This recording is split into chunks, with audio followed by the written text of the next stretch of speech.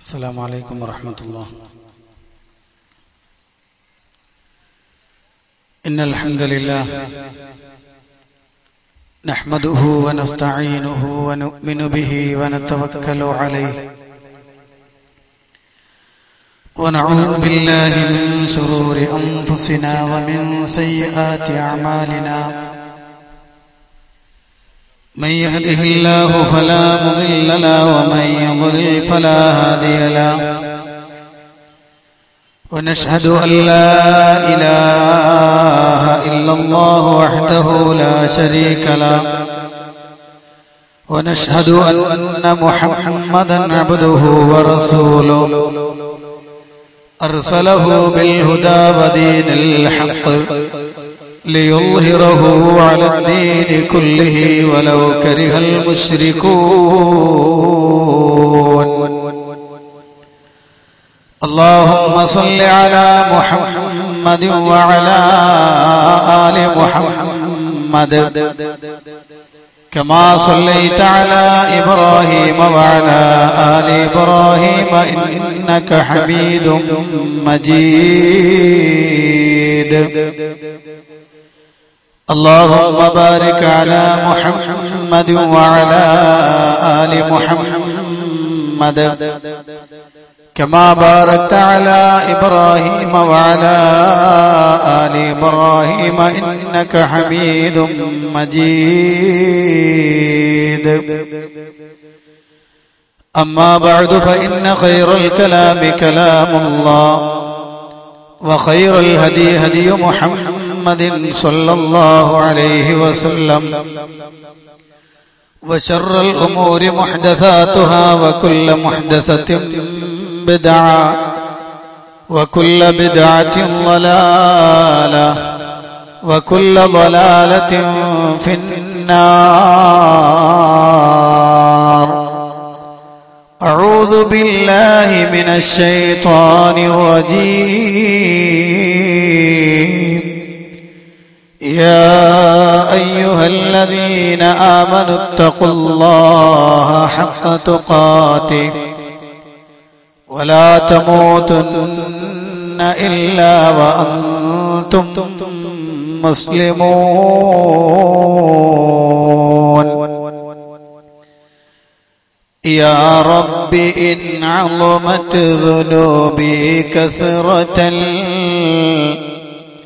فلقد علمت بأن عفوك أعظم. إن كان لا يرجوك إلا محسنا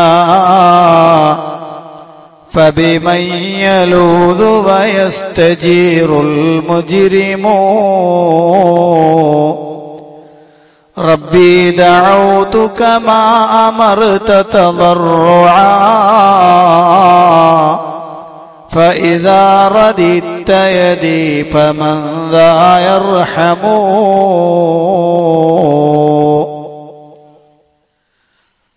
പ്രിയപ്പെട്ട സഹോദരന്മാരെ സഹോദരിമാരെ, അളവറ്റ ദയാപരനും കരുണാവാരിധിയുമായ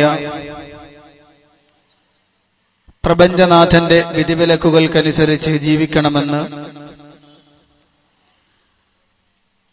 എന്നോടെന്ന പോലെ നിങ്ങൾ ഓരോരുത്തരോടും വസിയത്ത് ചെയ്യുകയാണ്, ഉണർത്തുകയാണ്.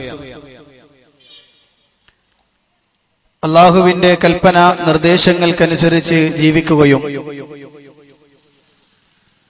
മരണപ്പെടുന്ന സമയം ലാ ഇലാഹ ഇല്ലല്ലാഹ് എന്ന കലിമത്ത് തൗഹീദ് ഉച്ചരിച്ച്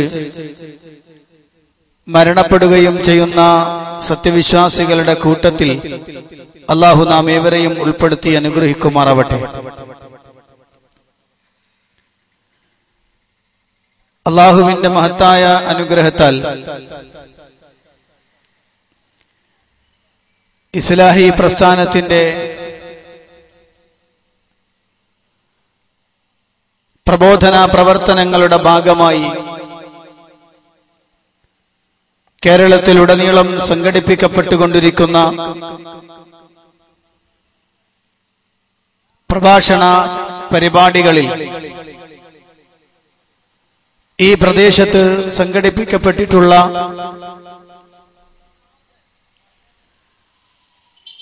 പ്രബോധന പരിപാടിയിലാണ് നാം ഉള്ളത്.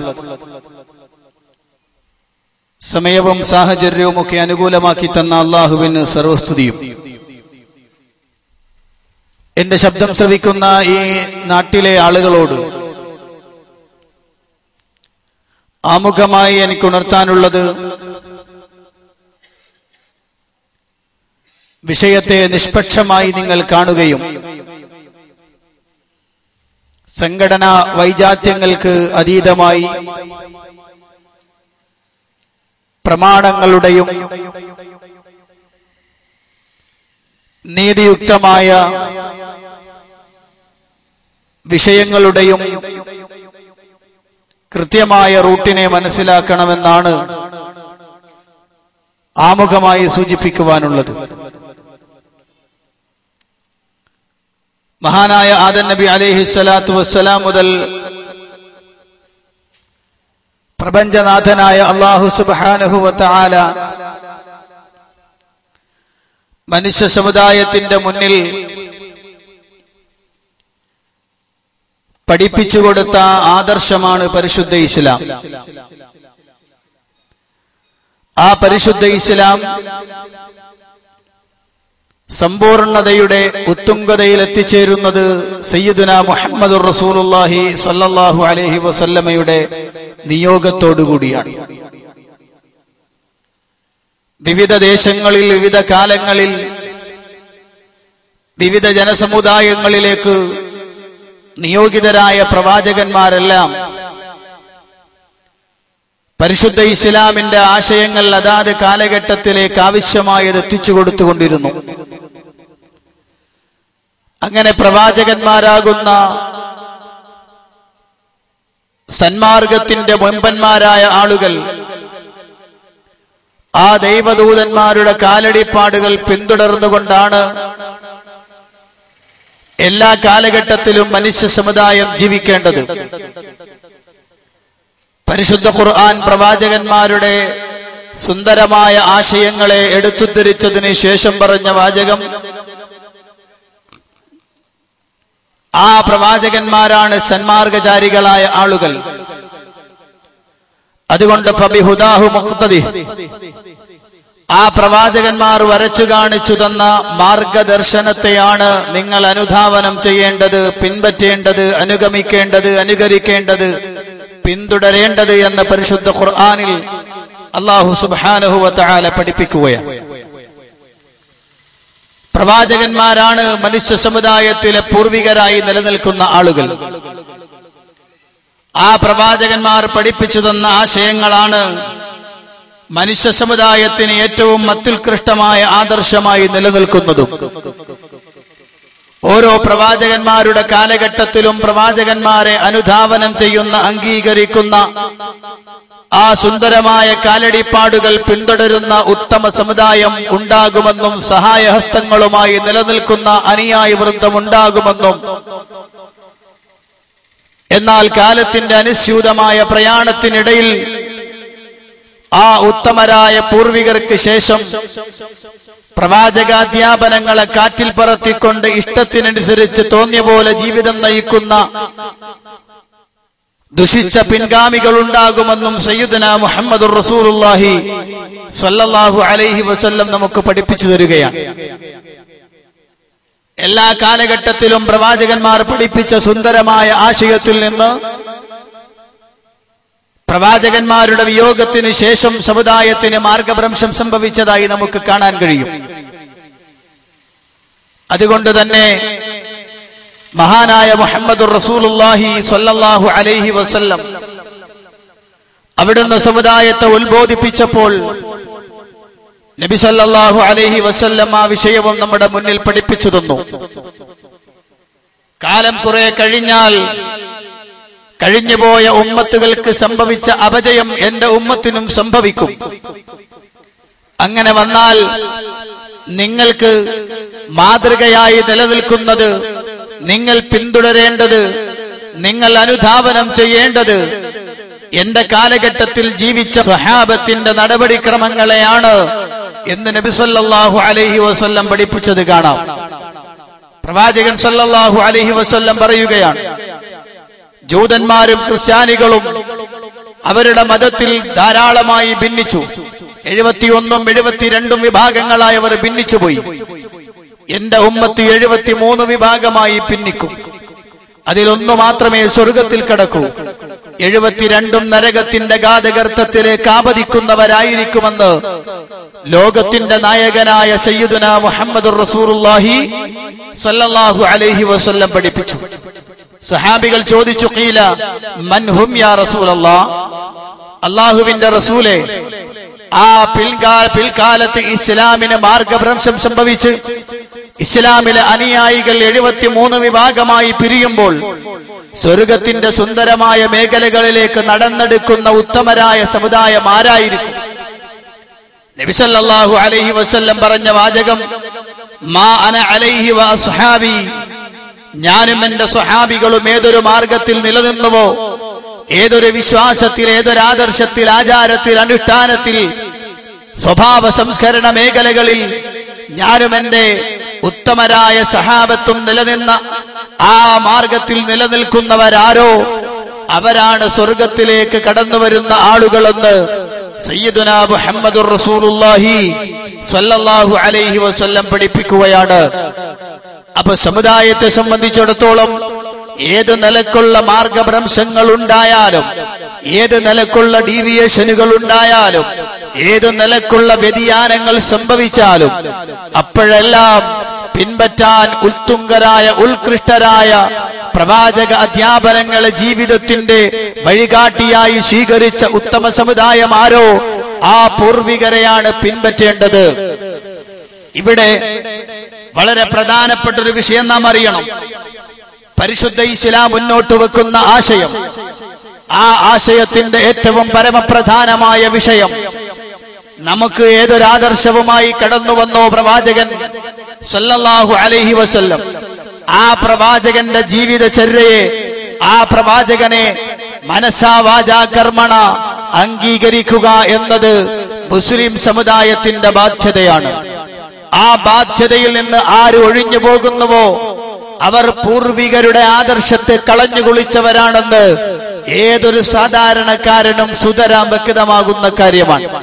നിങ്ങൾ നോക്കൂ, പരിശുദ്ധ ഖുർആൻ 33-ാം അധ്യായം സൂറത്ത് അഹ്സാബ് അതിന്റെ 21-ാമത്തെ വാചകം അല്ലാഹുവിന്റെ ഖുർആൻ പഠിപ്പിക്കുകയാണ്, ലഖദ് കാന ലക്കും ഫീ റസൂലില്ലാഹി ഉസ്വത്തുൻ ഹസനാ ലിമൻ കാന യർജുല്ലാഹ വൽ യൗമൽ ആഖിർ വദക്കറല്ലാഹ കസീറാ.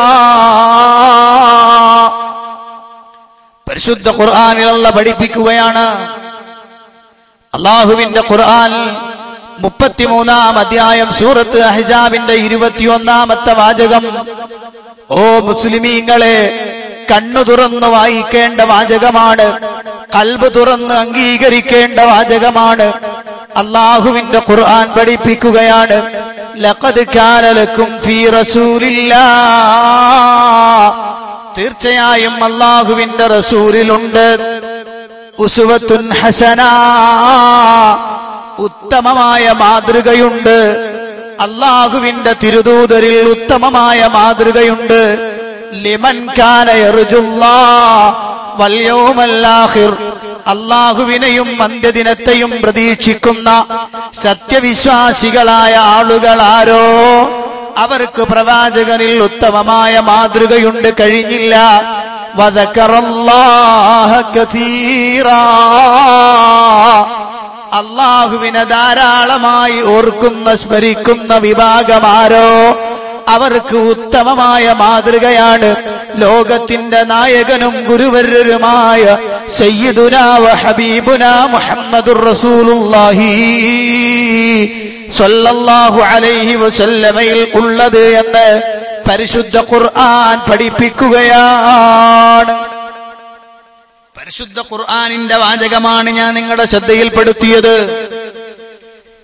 അപ്പോൾ മുസ്ലിം സമുദായം അതേത് കാലഘട്ടത്തിൽ ജീവിച്ചിരിക്കുന്നവരാവട്ടെ, ഏത് രാജ്യത്ത് ജീവിച്ചിരിക്കുന്നവരാവട്ടെ, ഏത് നൂറ്റാണ്ടുകാരാവട്ടെ, ലോകത്തിന്റെ അന്ത്യം വരെ കടന്നു വരാനിരിക്കുന്ന ഭൂമി ലോകത്ത് അധിവസിക്കുന്ന മുഴുവൻ മനുഷ്യ സമുദായത്തിനും മാർഗദർശനമായി നിലനിൽക്കുന്ന ഉത്തമമായ മാർഗത്തിന്റെ അധിപനായി നിലനിൽക്കുന്ന, അതേ എല്ലാത്തിന്റെയും ഉദാഹരണമായി നിലകൊള്ളുന്ന ലോകത്തിന്റെ ഗുരുവര്യരേ സയ്യിദുനാ മുഹമ്മദുർ റസൂലുള്ളാഹി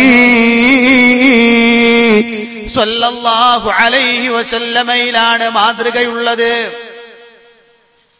ആ പ്രവാചകനെ തള്ളുന്ന ഒരു മനുഷ്യനെ സംബന്ധിച്ചിടത്തോളം, ആ പ്രവാചകന്റെ സുന്ദരമായ ജീവിതത്തെ തള്ളിക്കളയുന്നവനെ സംബന്ധിച്ചിടത്തോളം, അവനെ സംബന്ധിച്ച് നമുക്കറിയാം, അവൻ ഇസ്ലാമിൽ നിന്ന് ഔട്ടായവനാണ്. അവൻ ഏത് പാർട്ടിക്കാരനാണെങ്കിലും, അവനേത് വർഗക്കാരനാണെങ്കിലും, അവനേത് ഗ്രൂപ്പിന്റെ ആളാണെങ്കിലും, അവൻ ഏറ്റവും വലിയ വേഷഭൂഷാദികളുടെ ആളുകളാണെങ്കിലും, അവരെല്ലാം ഇസ്ലാമിന്റെ സുന്ദരമായ വഴിത്താരയിൽ നിന്ന് പുറത്താണെന്ന് പരിശുദ്ധ ഖുർആനതാ പ്രഖ്യാപിക്കുന്നു. ഖുർആനിന്റെ 24-ാം അധ്യായം സൂറത്തു നൂറിന്റെ 63-ാമത്തെ വാചകം പരിശോധിക്കും മുസ്ലിമേ. പരിശുദ്ധ ഖുർആൻ 24-ാം അധ്യായം സൂറത്തു നൂർ, അതിന്റെ 63-ാമത്തെ വാചകം പരിശോധിക്കും. നിങ്ങൾക്ക് കാണാം, ഫൽയഹ്ദരില്ലദീന യുഖാലിഫൂന അൻ അംരിഹി അൻ തുസീബഹും ഫിത്ന ഔ യുസീബഹും അദാബുൻ അലീം. പരിശുദ്ധ ഖുർആൻ പഠിപ്പിക്കുകയാണ്, ഫൽയഹ്ദരില്ലദീന യുഖാലിഫൂന അൻ അംരിഹി, അല്ലാഹുവിന്റെ റസൂലിന്റെ കാര്യത്തോട്, അവിടുത്തെ കൽപ്പനയോട്, അവിടുത്തെ പ്രവർത്തനത്തോട്, അംഗീകാരത്തോട് ആരാണോ എതിര് പ്രവർത്തിക്കുന്നത് അവൻ ഭയപ്പെട്ടുകൊള്ളട്ടെ. അൻ തുസീബഹും ഫിത്ന, അവർക്കൊരു കുഴപ്പം ബാധിക്കുന്നത്, ഫിത്ന വരുന്നത് അവർ ഭയപ്പെട്ടുകൊള്ളട്ടെ. ഔ യുസീബഹും അദാബുൻ അലീം, അവർക്ക് വേദനയേറിയ ശിക്ഷ കടന്നു വരുമെന്ന കാര്യവും അവർ ഭയപ്പെട്ടുകൊള്ളട്ടെ എന്ന് പരിശുദ്ധ ഖുർആൻ പഠിപ്പിക്കുകയാണ്. ഓ മുസ്ലിമീങ്ങളെ, ഞാൻ ഈ പറഞ്ഞ 2 വാചകങ്ങളും നിങ്ങൾ ഹൃദയത്തിന്റെ ഉള്ളിൽ സൂക്ഷിക്കണേ. കാരണം മുജാഹിദ് പ്രസ്ഥാനത്തെ സംബന്ധിച്ചിടത്തോളം കേരളത്തിലുടനീളം പറഞ്ഞു നടക്കുന്നത്, കഴിഞ്ഞുപോയ പ്രവാചകനെയും സഹാബത്തിനെയും തള്ളിയിട്ട് പുതിയ മതം രൂപപ്പെടുത്തിയവരാണ് ഇവരെന്നും, മുഹമ്മദ് ഇബ്നു അബ്ദുൽ വഹാബിന്റെയും ഇബ്നു തൈമിയ്യയുടെയും ഇബ്നു ഖയ്യിമുൽ ജൗസിയ്യയുടെയും ആശയങ്ങളെ താലോലിക്കുന്നവരാണ് ഇവിടുത്തെ വഹാബി പ്രസ്ഥാനം എന്നറിയപ്പെടുന്ന മുജാഹിദുകളെന്നും സലഫികളെന്നും വിളിക്കപ്പെടുന്ന ഇവർ പൂർവികരുടെ മാർഗം തള്ളിയവരാണെന്ന് ജനങ്ങളെ വല്ലാതെ തെറ്റിദ്ധരിപ്പിക്കുകയാണ്. ഞാൻ അതുകൊണ്ടാണ് ആമുഖത്തിൽ നിങ്ങളുടെ ശ്രദ്ധയിൽപ്പെടുത്തുന്നത്, ഈ 2 ആയത്തുകൾ പ്രിയപ്പെട്ട സഹോദരന്മാരെ, സഹോദരിമാരെ, നാട്ടുകാരെ, നിങ്ങളുടെ ഹൃദയത്തിന്റെ ചെപ്പ് തുറന്നു നിങ്ങളൊന്ന് സൂക്ഷിക്കണേ. അല്ലാഹുവിന്റെ ഖുർആനിൽ പഠിപ്പിക്കുകയാണ്, റസൂലുള്ളയാണ് ഉത്തമമായ മാതൃക. അവിടുത്തെ മാതൃകയെ ആര് തള്ളുന്നുവോ, അവിടുന്ന് ആര് ഉപേക്ഷിക്കുന്നുവോ അവർക്ക് ശക്തമായ ശിക്ഷ വരുമെന്ന് മാത്രമല്ല, അവർക്ക് വരാനിരിക്കുന്ന കുഴപ്പങ്ങളെ മുഫസ്സിറുകൾ രേഖപ്പെടുത്തുകയാണ്. അവർക്ക് റിദ്ദത്ത് വരാം, അവരിൽ കുഫ്ർ വരാം, അവരിൽ ബിദ്അത്തുകൾ കടന്നു വരാം, പണ്ഡിതന്മാർ രേഖപ്പെടുത്തുക. ഇനി നിങ്ങൾ പരിശോധിക്കൂ, മുജാഹിദുകൾ കേരളത്തിലുടനീളം പറയുന്നത് പൂർവികരെ അംഗീകരിക്കണമെന്നാണ്. പിൽക്കാലത്ത് കടന്നുവന്ന നൂതനാശയങ്ങളെ പുറങ്കാലുകൊണ്ട് ചവിട്ടിത്തെറിപ്പിക്കുകയും കഴിഞ്ഞുപോയ പ്രവാചകനെയും സ്വഹാബത്തിന്റെയും ഉത്തമമായ നൂറ്റാണ്ടിലെ സമുദായത്തിന്റെ നേതൃരംഗത്ത് വന്ന ഉത്കൃഷ്ടരായ നേതാക്കന്മാരെ പിൻപറ്റണമെന്ന അതിസുന്ദരമായ ആശയമാണ് മുജാഹിദുകൾ കേരളക്കരക്ക് പരിചയപ്പെടുത്തി കൊടുത്തത്. ഇത് ഞാൻ തൊള്ളബടായി അടിക്കുന്നതല്ല, കേരളത്തിലുടനീളമുള്ള ആളുകൾ അത് സമ്മതിച്ചതാണ്. മുസ്ലിയാക്കന്മാരെ പ്രസംഗിക്കാൻ സമയം കിട്ടുമ്പോഴൊക്കെ പറയും, ഇവര് നമ്മളോട് ചോദിക്കുന്നത് ഖുർആനിലുണ്ടോ സുന്നത്തിലുണ്ടോ എന്നാണ്. റസൂലുള്ള ചെയ്തോ സഹാബത്ത് ചെയ്തോ എന്നാണ് ഇവർ ചോദിക്കുന്നത്. ആ ചോദ്യം തന്നെ ഇവർ ഇസ്ലാമിൽ നിന്ന് പുറത്താണെന്നതിന്റെ തെളിവാണെന്ന് മുസ്ലിയാക്കന്മാര് പ്രസംഗിക്കാറുണ്ട്. ഞാൻ പറഞ്ഞു വരുന്നത് മുഅ്മിനീങ്ങളെ, അള്ളാഹുവിന്റെ റസൂലിനെ അള്ളാഹു നിയോഗിച്ചതെന്തിനാണ്? അതേ റസൂലുള്ളാഹി പഠിപ്പിക്കുകയാണ്, ഞാൻ നിങ്ങളിലേക്ക് നിയോഗിതനായത് ബുഇസ്തു ലിഉതമ്മിമ മകാരിമൽ അഖ്ലാഖ്, മനുഷ്യരുടെ സ്വഭാവങ്ങളുടെ അത്യുന്നതങ്ങളായ മേഖലകളെ പൂർത്തീകരിച്ച് തരാൻ വേണ്ടി നിയോഗിക്കപ്പെട്ടയാളാണ് ഞാനെന്ന് ലോകത്തിന്റെ നായകനായ സയ്യിദുനാ മുഹമ്മദുർ റസൂലുള്ളാഹി സ്വല്ലല്ലാഹു അലൈഹി വസല്ലം പഠിപ്പിച്ചു തരികയാണ്. ആ പ്രവാചകൻ ലോകത്തോട് വിട പറയുന്നതിന് തൊട്ട് മുമ്പാണല്ലോ അവിടുന്ന് ഒരു ഹജ്ജ് നിർവഹണം നടത്തിയത്. ആ ഹജ്ജിന്റെ പേര് ഹജ്ജത്തുൽ വദാ എന്നാണല്ലോ.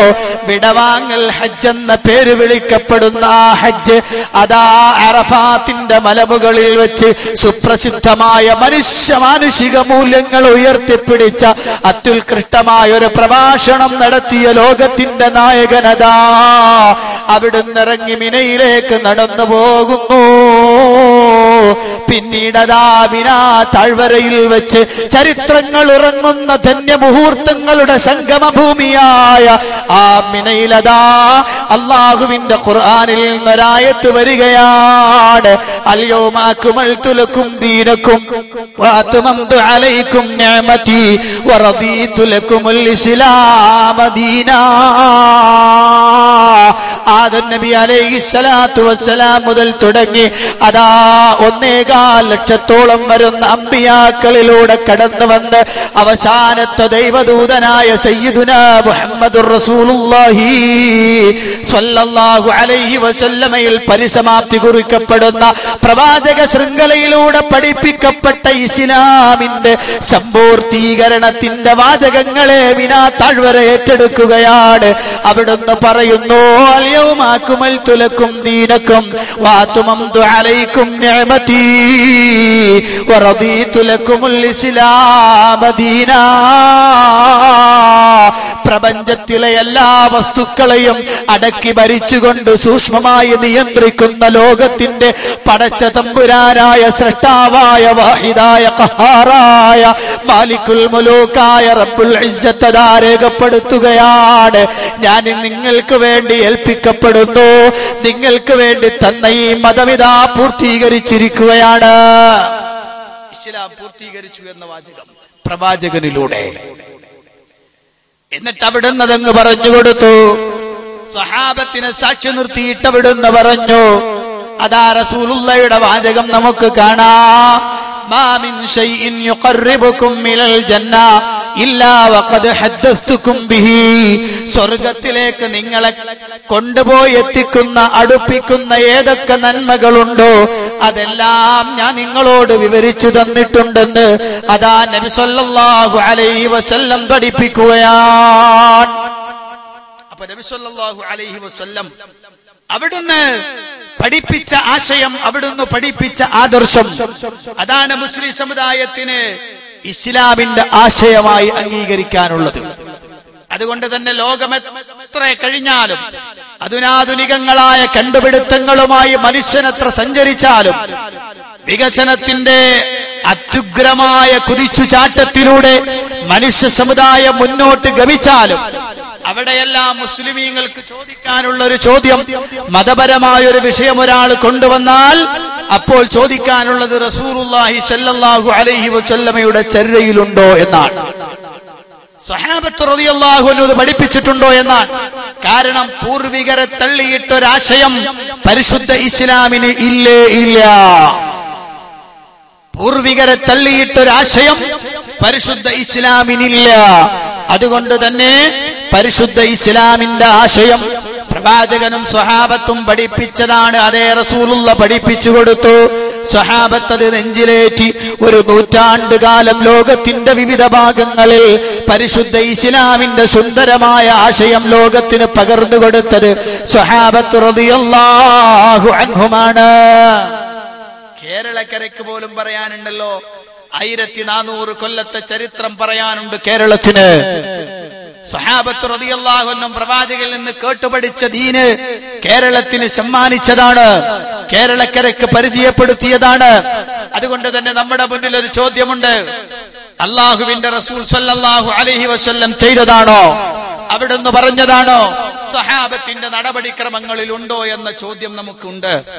എന്നാൽ പൂർവികരെ തള്ളിയത് നമ്മളാണെന്ന് പറയുന്ന ആളുകൾ ഇന്ന് ചോദിക്കുന്നത് അങ്ങനെ ഒരു ചോദ്യത്തിന്റെ ആവശ്യം ഇല്ല എന്നാണ്. അങ്ങനെ ഒരു ആവശ്യമില്ല എന്നാണ് പറഞ്ഞുകൊണ്ടുവരുന്നത്. അതിനു മുമ്പ് ഞാൻ നിങ്ങളുടെ ഹൃദയത്തിൽ ഒരു കാര്യപ്പെടുത്തുകയാണ്. പരിശുദ്ധ ഖുർആൻ അള്ളാഹുവിന്റെ വേദഗ്രന്ഥമാണ്. അത് പഠിച്ചുകൊണ്ടാവണം പരിശുദ്ധ ഇസ്ലാമിനെ മനസ്സിലാക്കാൻ. പരിശുദ്ധ ഖുർആൻ ആ ആശയം സ്വഹാബത്ത് പഠിച്ചു മനസ്സിലാക്കിയത് അങ്ങനെ പഠിക്കണം. പക്ഷെ കേരളക്കരയിൽ നാം കണ്ടത് പരിശുദ്ധ ഖുർആനിനെ മൂലയിലേക്ക് തള്ളുന്ന സ്വഭാവമായിരുന്നു. ഖുർആനിന്റെ സ്വഭാവം തള്ളിക്കളഞ്ഞു. അവസാനം ഇപ്പോൾ പരിശുദ്ധ ഖുർആനിനെ തിരിച്ചു കൊണ്ടുവരാനുള്ള തീവ്ര ശ്രമത്തിലാണ്. മുജാഹിദ് പ്രസ്ഥാനത്തിന്റെ ഒരു നൂറ്റാണ്ടുകാലത്തെ പടയോട്ടത്തിന്റെ മുന്നിൽ വിറങ്ങലിച്ചു നിൽക്കുന്ന പൗരോഹിത്യത്തിന്റെ സത്യം തുറന്നു സമ്മതിക്കേണ്ടുന്ന ഗതികേടിലേക്ക് എത്തിപ്പെട്ടിരിക്കുന്ന കാഴ്ച കൂടി നിങ്ങൾ ആദ്യമായി ഒന്ന് കണ്ടു നോക്കുക. ഞാൻ ഇതാ കേരളത്തിലെ അറിയപ്പെടുന്ന ഒരു പ്രാസംഗികന്റെ പ്രസംഗത്തിലേക്ക് നിങ്ങൾ ക്ഷണിക്കുകയാണ്. മുസ്ലിമീങ്ങളെ, ഇസ്ലാമിനെ ദീപാനന്ദം പഠിച്ചോ. ഇസ്ലാമിന്റെ അറിവുകൾ പരിധിയല്ല, പരിമിതിയല്ല. അത് ഓരോ ദിവസം ചെല്ലുന്തോറും വളർന്നു വലുതാവുന്ന അറിവാണ്. കാരണം ഫഖാലൽ ഇൽമു നൂറുല്ലാഹി ഹഖ്ഖാ വനൂറുല്ലാഹി ലാ യുഅ്താ ലിആശി. അല്ലാഹുവിന്റെ അറിവാണ് ഇസ്ലാമിന്റെ അറിവ്. അല്ലാഹുവിന്റെ വിവരമാണ് പരിശുദ്ധ ഖുർആൻ. ഖുർആൻ ഖിയാമത്ത് നാൾ വരെ അറിവ് വികസിപ്പിച്ചുകൊണ്ടേയിരിക്കും. അല്ലാതെ അലമാരയിൽ കൂട്ടിവെക്കേണ്ടതല്ല ഖുർആൻ. മരിച്ച മയ്യത്തിന്റെ അടുത്ത് ഓതിയിട്ട് പൊടി തട്ടി വെക്കേണ്ട വേദഗ്രന്ഥമല്ല ഖുർആൻ. അല്ലാതെ അലമാരയിൽ കൂട്ടിവെക്കേണ്ടതല്ല ഖുർആൻ. മരിച്ച മയ്യത്തിന്റെ അടുത്ത് ഓതിയിട്ട് പൊടി തട്ടി വെക്കേണ്ട വേദഗ്രന്ഥമല്ല ഖുർആൻ. അല്ലാതെ അലമാരയിൽ കൂട്ടിവെക്കേണ്ടതല്ല ഖുർആൻ. മരിച്ച മയ്യത്തിന്റെ അടുത്ത് ഓതിയിട്ട് പൊടി തട്ടി വെക്കേണ്ട വേദഗ്രന്ഥമല്ല ഖുർആൻ. ലോകത്തിന്റെ ഭരണഘടനയാണ് ഖുർആൻ. ഇമാമാണ് ഖുർആൻ. വിവര സാങ്കേതിക വിദ്യയുടെ പിതാവാണ് ഖുർആൻ. അതുകൊണ്ട് ഖുർആൻ മറിച്ചു വെക്കൂ. ഖുർആൻ റിസർച്ച് സെന്ററുകൾ സ്ഥാപിച്ചുകൊണ്ട് വിദ്യാഭ്യാസപരമായി ഈ സമുദായം ഉയരണമെന്ന് അല്ലാഹുവിന്റെ ദീനിനു വേണ്ടി ഇവിടെ ഒരുമിച്ച് കൂടിയ മുഴുവൻ ആളുകളോടും ആവശ്യപ്പെടുക.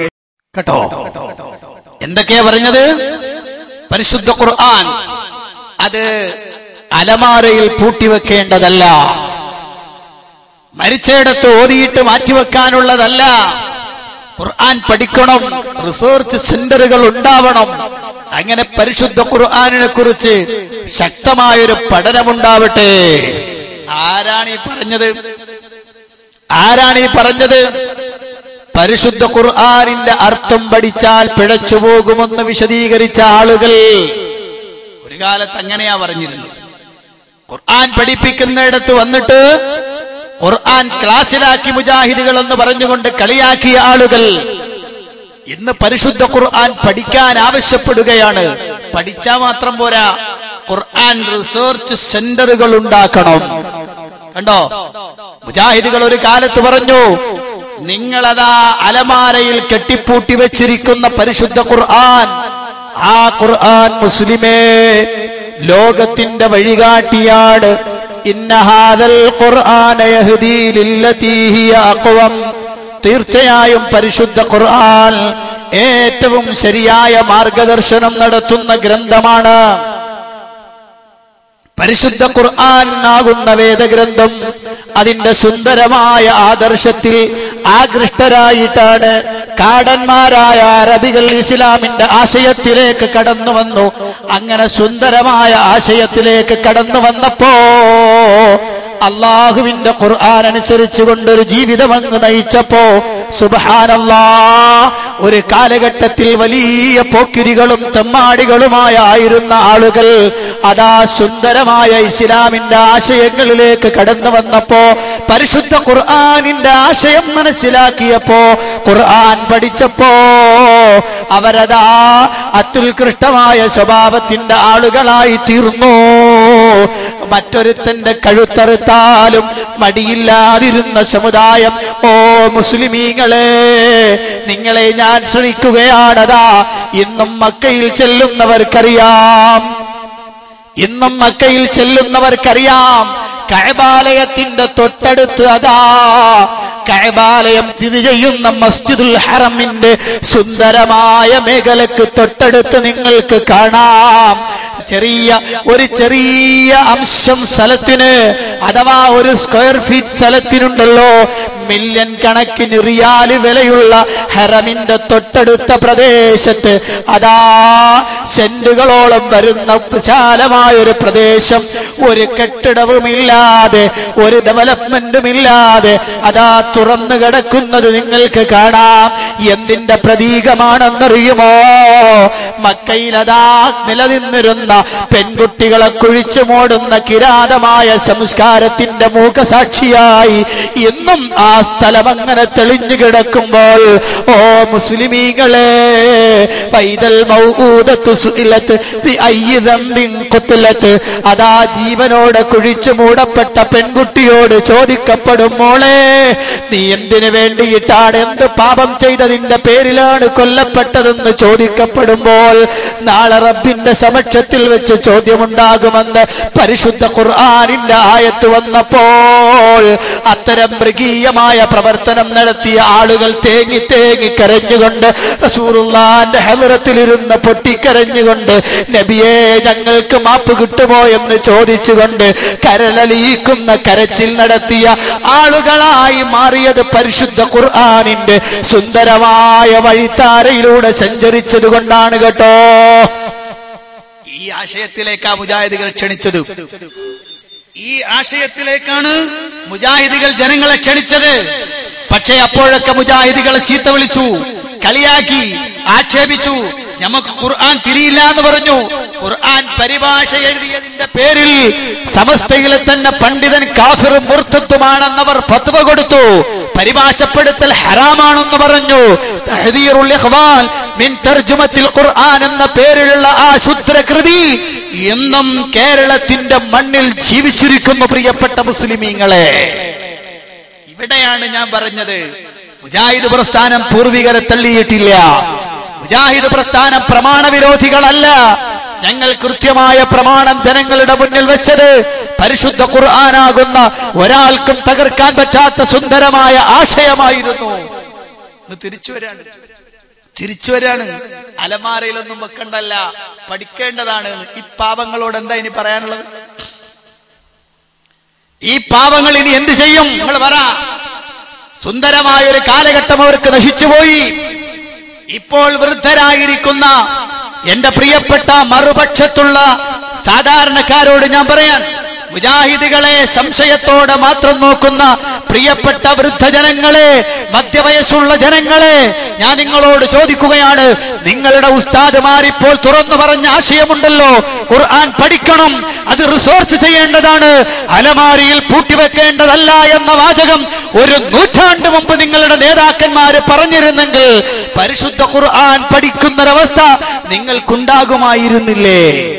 ആലോചിച്ചു നോക്കൂ, നിങ്ങൾ ആലോചിച്ചു നോക്കണം. ഞാൻ പറഞ്ഞു വരുന്നത്, പരിശുദ്ധ ഖുർആനിനെയാണ് ഒന്നാമതായി തള്ളിയത്. ഖുർആനിനെ തള്ളി. എന്നിട്ടോ അവരുപയോഗപ്പെടുത്തിയിരുന്നവിടെ ആ മരിക്കാൻ കിടക്കുന്നവന്റെ തലക്ക് മുകളിൽ, മരിച്ചു കിടക്കുന്നവന്റെ അടുത്ത്, അവന്റെ അടുത്ത് ഖുർആൻ ഓതിട്ട് എന്താ കാര്യം? പരിശുദ്ധ ഖുർആൻ പോലും അതിനെ നിരുത്സാഹപ്പെടുത്തുന്നു. പരിശുദ്ധ ഖുർആൻ പോലും പറയണത് ആവശ്യമില്ലാണ്. ഖുർആൻ ഇറങ്ങിയതിന്റെ ലക്ഷ്യം എന്താണ്? പരിശുദ്ധ ഖുർആൻ 36-ാം അധ്യായം സൂറത്ത് യാസീൻ, അതിൽ പരിശോധിച്ചു നിങ്ങൾക്ക് കാണാം, പരിശുദ്ധ ഖുർആൻ പറയുന്നു, ലിയുൻദിറ മൻ കാന ഹയ്യാ, ലിയുൻദിറ മൻ കാന ഹയ്യാ, ജീവിച്ചിരിക്കുന്നവർക്ക് മുന്നറിയിപ്പായിട്ടാണ് ഈ ഗ്രന്ഥം അവതരിപ്പിച്ചിട്ടുള്ളത്. ജീവിച്ചിരിക്കുന്നവർക്ക് മുന്നറിയിപ്പ് കൊടുക്കാൻ, മോഷ്ടിക്കുന്നവനോട് മോഷ്ടിക്കാൻ പാടില്ല എന്ന് പറയാൻ, വഞ്ചനയും തട്ടിപ്പും നടത്തുന്നവനോട് അത് പാടില്ല എന്ന് പറയാൻ, കച്ചവടത്തിൽ കൃത്രിമം നടത്തുന്നവനോട് പാടില്ല എന്ന് പറയാൻ, അളവിലും തൂക്കത്തിലും കുറവ് വരുത്തുന്നവനോട് പാടില്ല എന്ന് പറയാൻ, ചെയ്യുന്ന ബിസിനസ്സിൽ വഞ്ചനയും പൂഴ്ത്തിവെപ്പും മായം കലർത്തലും നടത്തി കസ്റ്റമേഴ്സിനെ പറ്റിക്കുന്ന, ഉപഭോക്താക്കളെ പറ്റിക്കുന്ന കച്ചവടക്കാരും വ്യവസായശാലകളും നടത്തുന്നവരോടും അത് പാടില്ല എന്ന് പഠിപ്പിച്ചിരുന്ന വേദഗ്രന്ഥം. അതൊന്നും പറഞ്ഞില്ല. ജീവിച്ചിരിക്കുമ്പോ ഒന്നും പറയില്ല. ഒക്കെ കഴിഞ്ഞ് മരിച്ചു കിടക്കുമ്പോഴാ പറയാം. ആരോട്? നല്ല തട്ടിപ്പിന്റെ ആശാനായ മുസ്ലിം ഉണ്ടാവാം.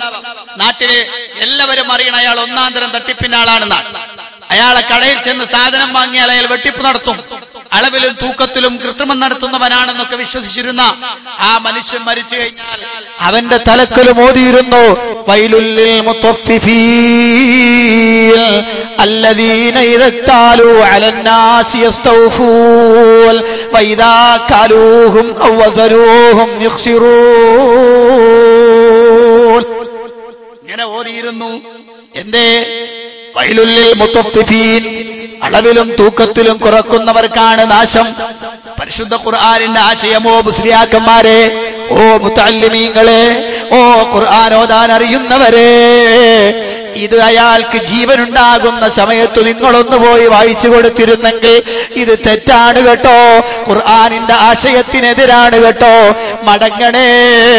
ഈ രൂപത്തിൽ നിങ്ങൾ കൊണ്ടാക്കുന്ന ഓരോ പൈസയും അത് ഹറാമായ പൈസയാണ് കേട്ടോ. അതുകൊണ്ട് നിങ്ങൾക്ക് മാത്രമല്ല കുഴപ്പം, നിങ്ങളല്ലാത്തവർക്കും കുഴപ്പമുണ്ട്. കാരണം അന്യന്റെ മുതൽ അന്യായമായി എടുക്കലാണിത്. അതേ അറിയണം സുഹൃത്തുക്കളെ, അന്യന്റെ മാല് നിഷിദ്ധമാ, അത് തിന്നു പോയാൽ രക്തമെന്നും അശുദ്ധമാ. അത് മാത്രമല്ലതിൽ മക്കളും ജനിക്കുന്നതാ, ജനിക്കുന്നതും പല രീതിയിൽ പിഴക്കുന്നതാ. മറ്റൊരുത്തന്റെ സമ്പത്ത് മോഷ്ടിച്ചെടുത്തുകൊണ്ട്, അന്യായമായി പിടിച്ചെടുത്തുകൊണ്ട് നിങ്ങളുണ്ടാക്കുന്ന ശരീരമുണ്ടല്ലോ, അത് നരകത്തിലേക്ക് കത്തിയമരാനുള്ള ശരീരമാണ്. ഇത് പഠിപ്പിച്ചു കൊടുക്കാനാ പരിശുദ്ധ ഖുർആൻ. എന്നാൽ കേരളക്കരയിലെ മുസ്ലിയാക്കന്മാർ ചെയ്ത പണി എന്താ? സമുദായത്തെ അടർത്തി മാറ്റാൻ, സമുദായത്തെ തങ്ങളുടെ ഇഷ്ടത്തിനനുസരിച്ച് കൊണ്ടുവരാൻ ആദ്യമായി ചെയ്ത പണി ഖുർആനിൽ നിന്ന് അകറ്റുക എന്നതായിരുന്നു. ഇന്നതിന്റെ ഖേദമുണ്ട്. ഇൻഷാ അല്ലാഹ് ഞാനിവിടെ 1-2 ഖേദപ്രകടനങ്ങൾ നിങ്ങളുടെ ശ്രദ്ധയിൽ കൊണ്ടുവരുന്നുണ്ട്. എന്റെ പ്രസംഗം അവസാനിക്കുന്നതിന് മുമ്പ് തന്നെ ഏറ്റവും ലേറ്റസ്റ്റ് ഈ അടുത്തു നടന്ന ഒരു കുംഭസാരത്തിന്റെ പ്രതിജ്ഞാവാചകങ്ങൾ കൂടി നിങ്ങളുടെ ശ്രദ്ധയിൽ ഞാൻ പെടുത്തുന്നുണ്ട് ഇൻഷാ അല്ലാഹ്. ഞാൻ പറഞ്ഞു വരുന്നത് പരിശുദ്ധ ഖുർആൻ, ആ ഖുർആനിനെ ഇവർ തള്ളി ഇപ്പോൾ കൊള്ളാൻ ആവശ്യപ്പെടുകയാണ്. നാട്ടുകാർക്കുണ്ടോ അതിന്റെ പിന്നാലെ പോകാൻ സമയം? ഇല്ല. അവരെപ്പോഴേ ഖുർആനിൽ നിന്ന് അകന്നു കഴിഞ്ഞു. ഇനിയോ? ഇനി പൂർവികരെ തന്നെ തള്ളണമെന്ന അവസ്ഥയിലാണുള്ളത്. റസൂലുള്ളാഹിനെ വേണ്ട, സ്വഹാബത്തിനെ വേണ്ട. മൊത്തത്തിലൊരാശയം കൂട്ടിക്കലർത്തി വെച്ചിട്ട് ഇഷ്ടത്തിനനുസരിച്ച് ദീനി വ്യാഖ്യാനിക്കാനുള്ള തത്രപ്പാടിലാണ് കേരളത്തിലെ മുസ്ലിയാക്കന്മാരെന്ന് പറയാതിരിക്കാൻ വയ്യ. കാരണം എന്താ? ഈ അടുത്തൊരു മുസ്ലിയാരെ പ്രസംഗമുണ്ട്. അദ്ദേഹം പ്രസംഗിക്കുന്നത് കേട്ടാൽ തന്നെ ആളുകൾക്ക് അത്ഭുതം തോന്നും. എന്തൊരു വർത്താനാണ് ഈ പറയുന്നത്. കേട്ടോളൂ അദ്ദേഹത്തിന്റെ വാചകം. ഒരു കാര്യം ഇസ്ലാമിൽ പ്രമാണമുണ്ടാകണമെങ്കിൽ, രേഖയാകണമെങ്കിൽ, സമ്മതിക്കണമെങ്കിൽ നബി സല്ലല്ലാഹു അലൈഹി വസല്ലം തങ്ങൾ പ്രവർത്തിച്ചു കൊള്ളണം എന്ന് നിർബന്ധമില്ല. നമ്മൾ ശരിക്കും മനസ്സിലാക്കേണ്ട ഒരു വിഷയമാണ്. നബി തങ്ങൾ ചെയ്തോന്ന് ചോദിച്ചു വരുമ്പം ചാടി ബഹളം ഉണ്ടാക്കാൻ നിൽക്കണ്ട. ഒരു കാര്യം നബി തങ്ങൾ ചെയ്താലേ ഇസ്ലാമാകൂന്നില്ല. ഒരു കാര്യം സഹാബികൾ ചെയ്താലേ ഇസ്ലാമാകൂ എന്നില്ല. ഒരു കാര്യം ഹദീസിൽ ഉണ്ടെങ്കിലേ ഇസ്ലാമാകൂ എന്നില്ല.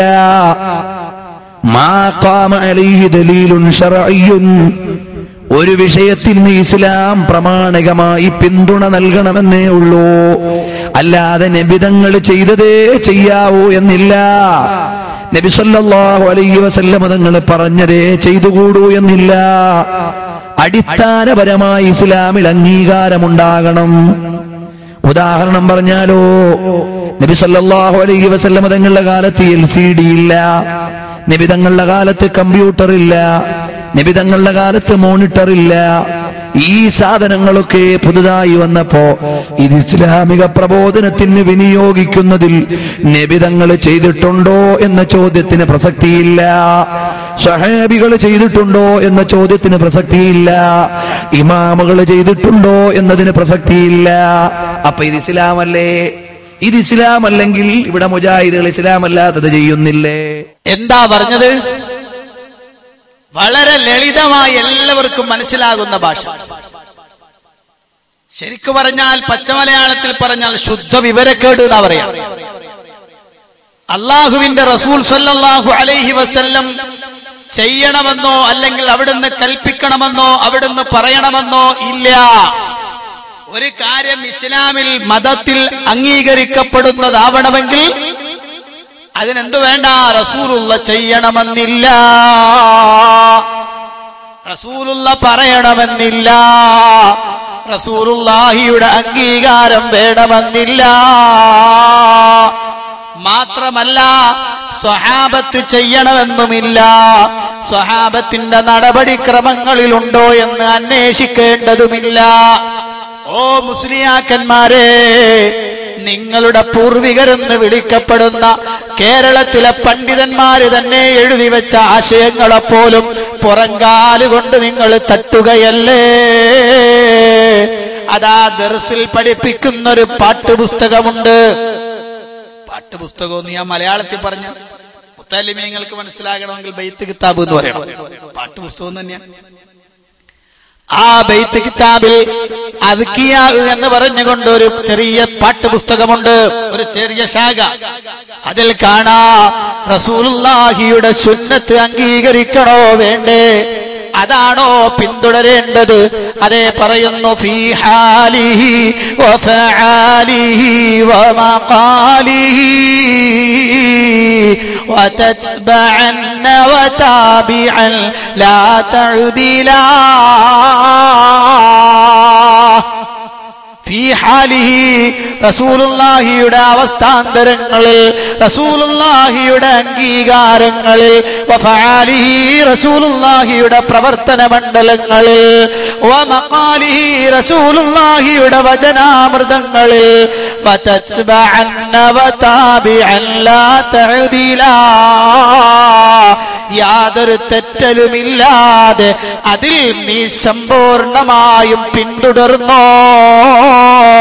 ഒരിക്കലും അതിൽ നിന്ന് മാറിപ്പോവരുത് കേട്ടോ.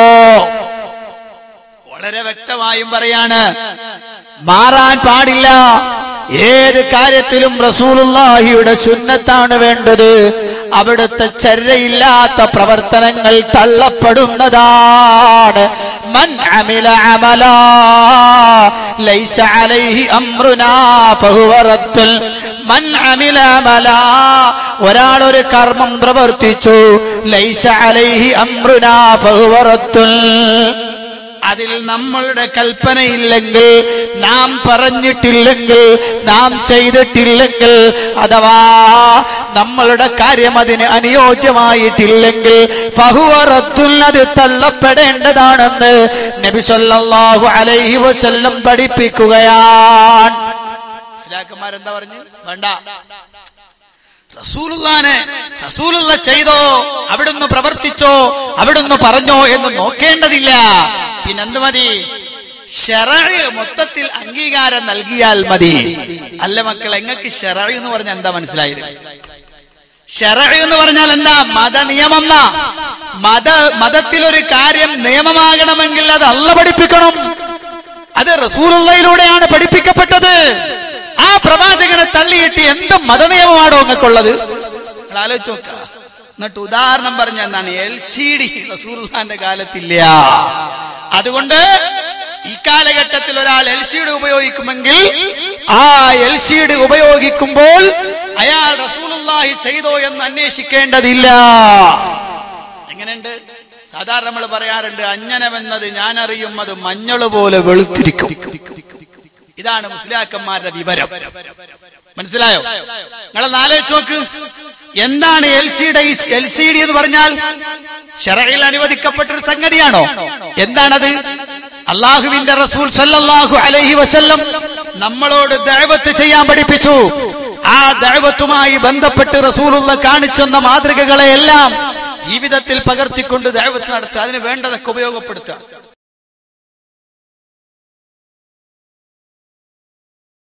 പ്രിയപ്പെട്ട സഹോദരന്മാരെ, സഹോദരിമാരെ, ഞാൻ പറഞ്ഞു വന്നത് നബി സല്ലല്ലാഹു അലൈഹി വസല്ലം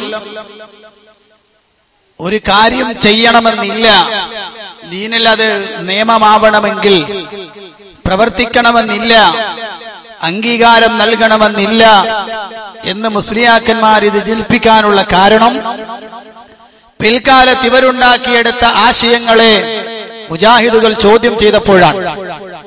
പൂർവികർക്ക് മനസ്സിലാകാത്ത കുറെ പുതിയ ആചാരങ്ങൾ ഇവർ കടത്തിക്കൊണ്ടുവന്നു. മിലാദ് ആഘോഷം പോലെ, സ്വലാത്ത് ഹൽക്കകൾ പോലെ, സ്വലാത്ത് മജ്ലിസുകൾ പോലെ, ദിക്ർ ഹൽക്കകൾ പോലെ, ക്രിമിനൽ സിവിൽ റാത്തീബുകൾ പോലെ ഇങ്ങനെ പലതും കടത്തിക്കൂട്ടിയപ്പോൾ മുജാഹിദുകൾ ചോദ്യം ചെയ്തു, ഇല്ല, ഇത് പൂർവികർക്ക് പരിചയമില്ലാത്തതാണല്ലോ, അതെങ്ങനെ നിങ്ങൾ ചെയ്യുമെന്ന് ചോദിച്ചപ്പോൾ അതിന് മറുപടി പറഞ്ഞതാണ് എന്ത്? LCD റസൂലുള്ളാഹിന്റെ കാലത്തുണ്ടോ?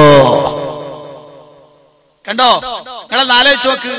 ഒരാള് LCD ഓഫാവാതെ കൃത്യമായിട്ട് പ്രവർത്തിച്ചാൽ സ്വർഗം കിട്ടുമെന്ന് ആരെങ്കിലും വാദിക്കോ?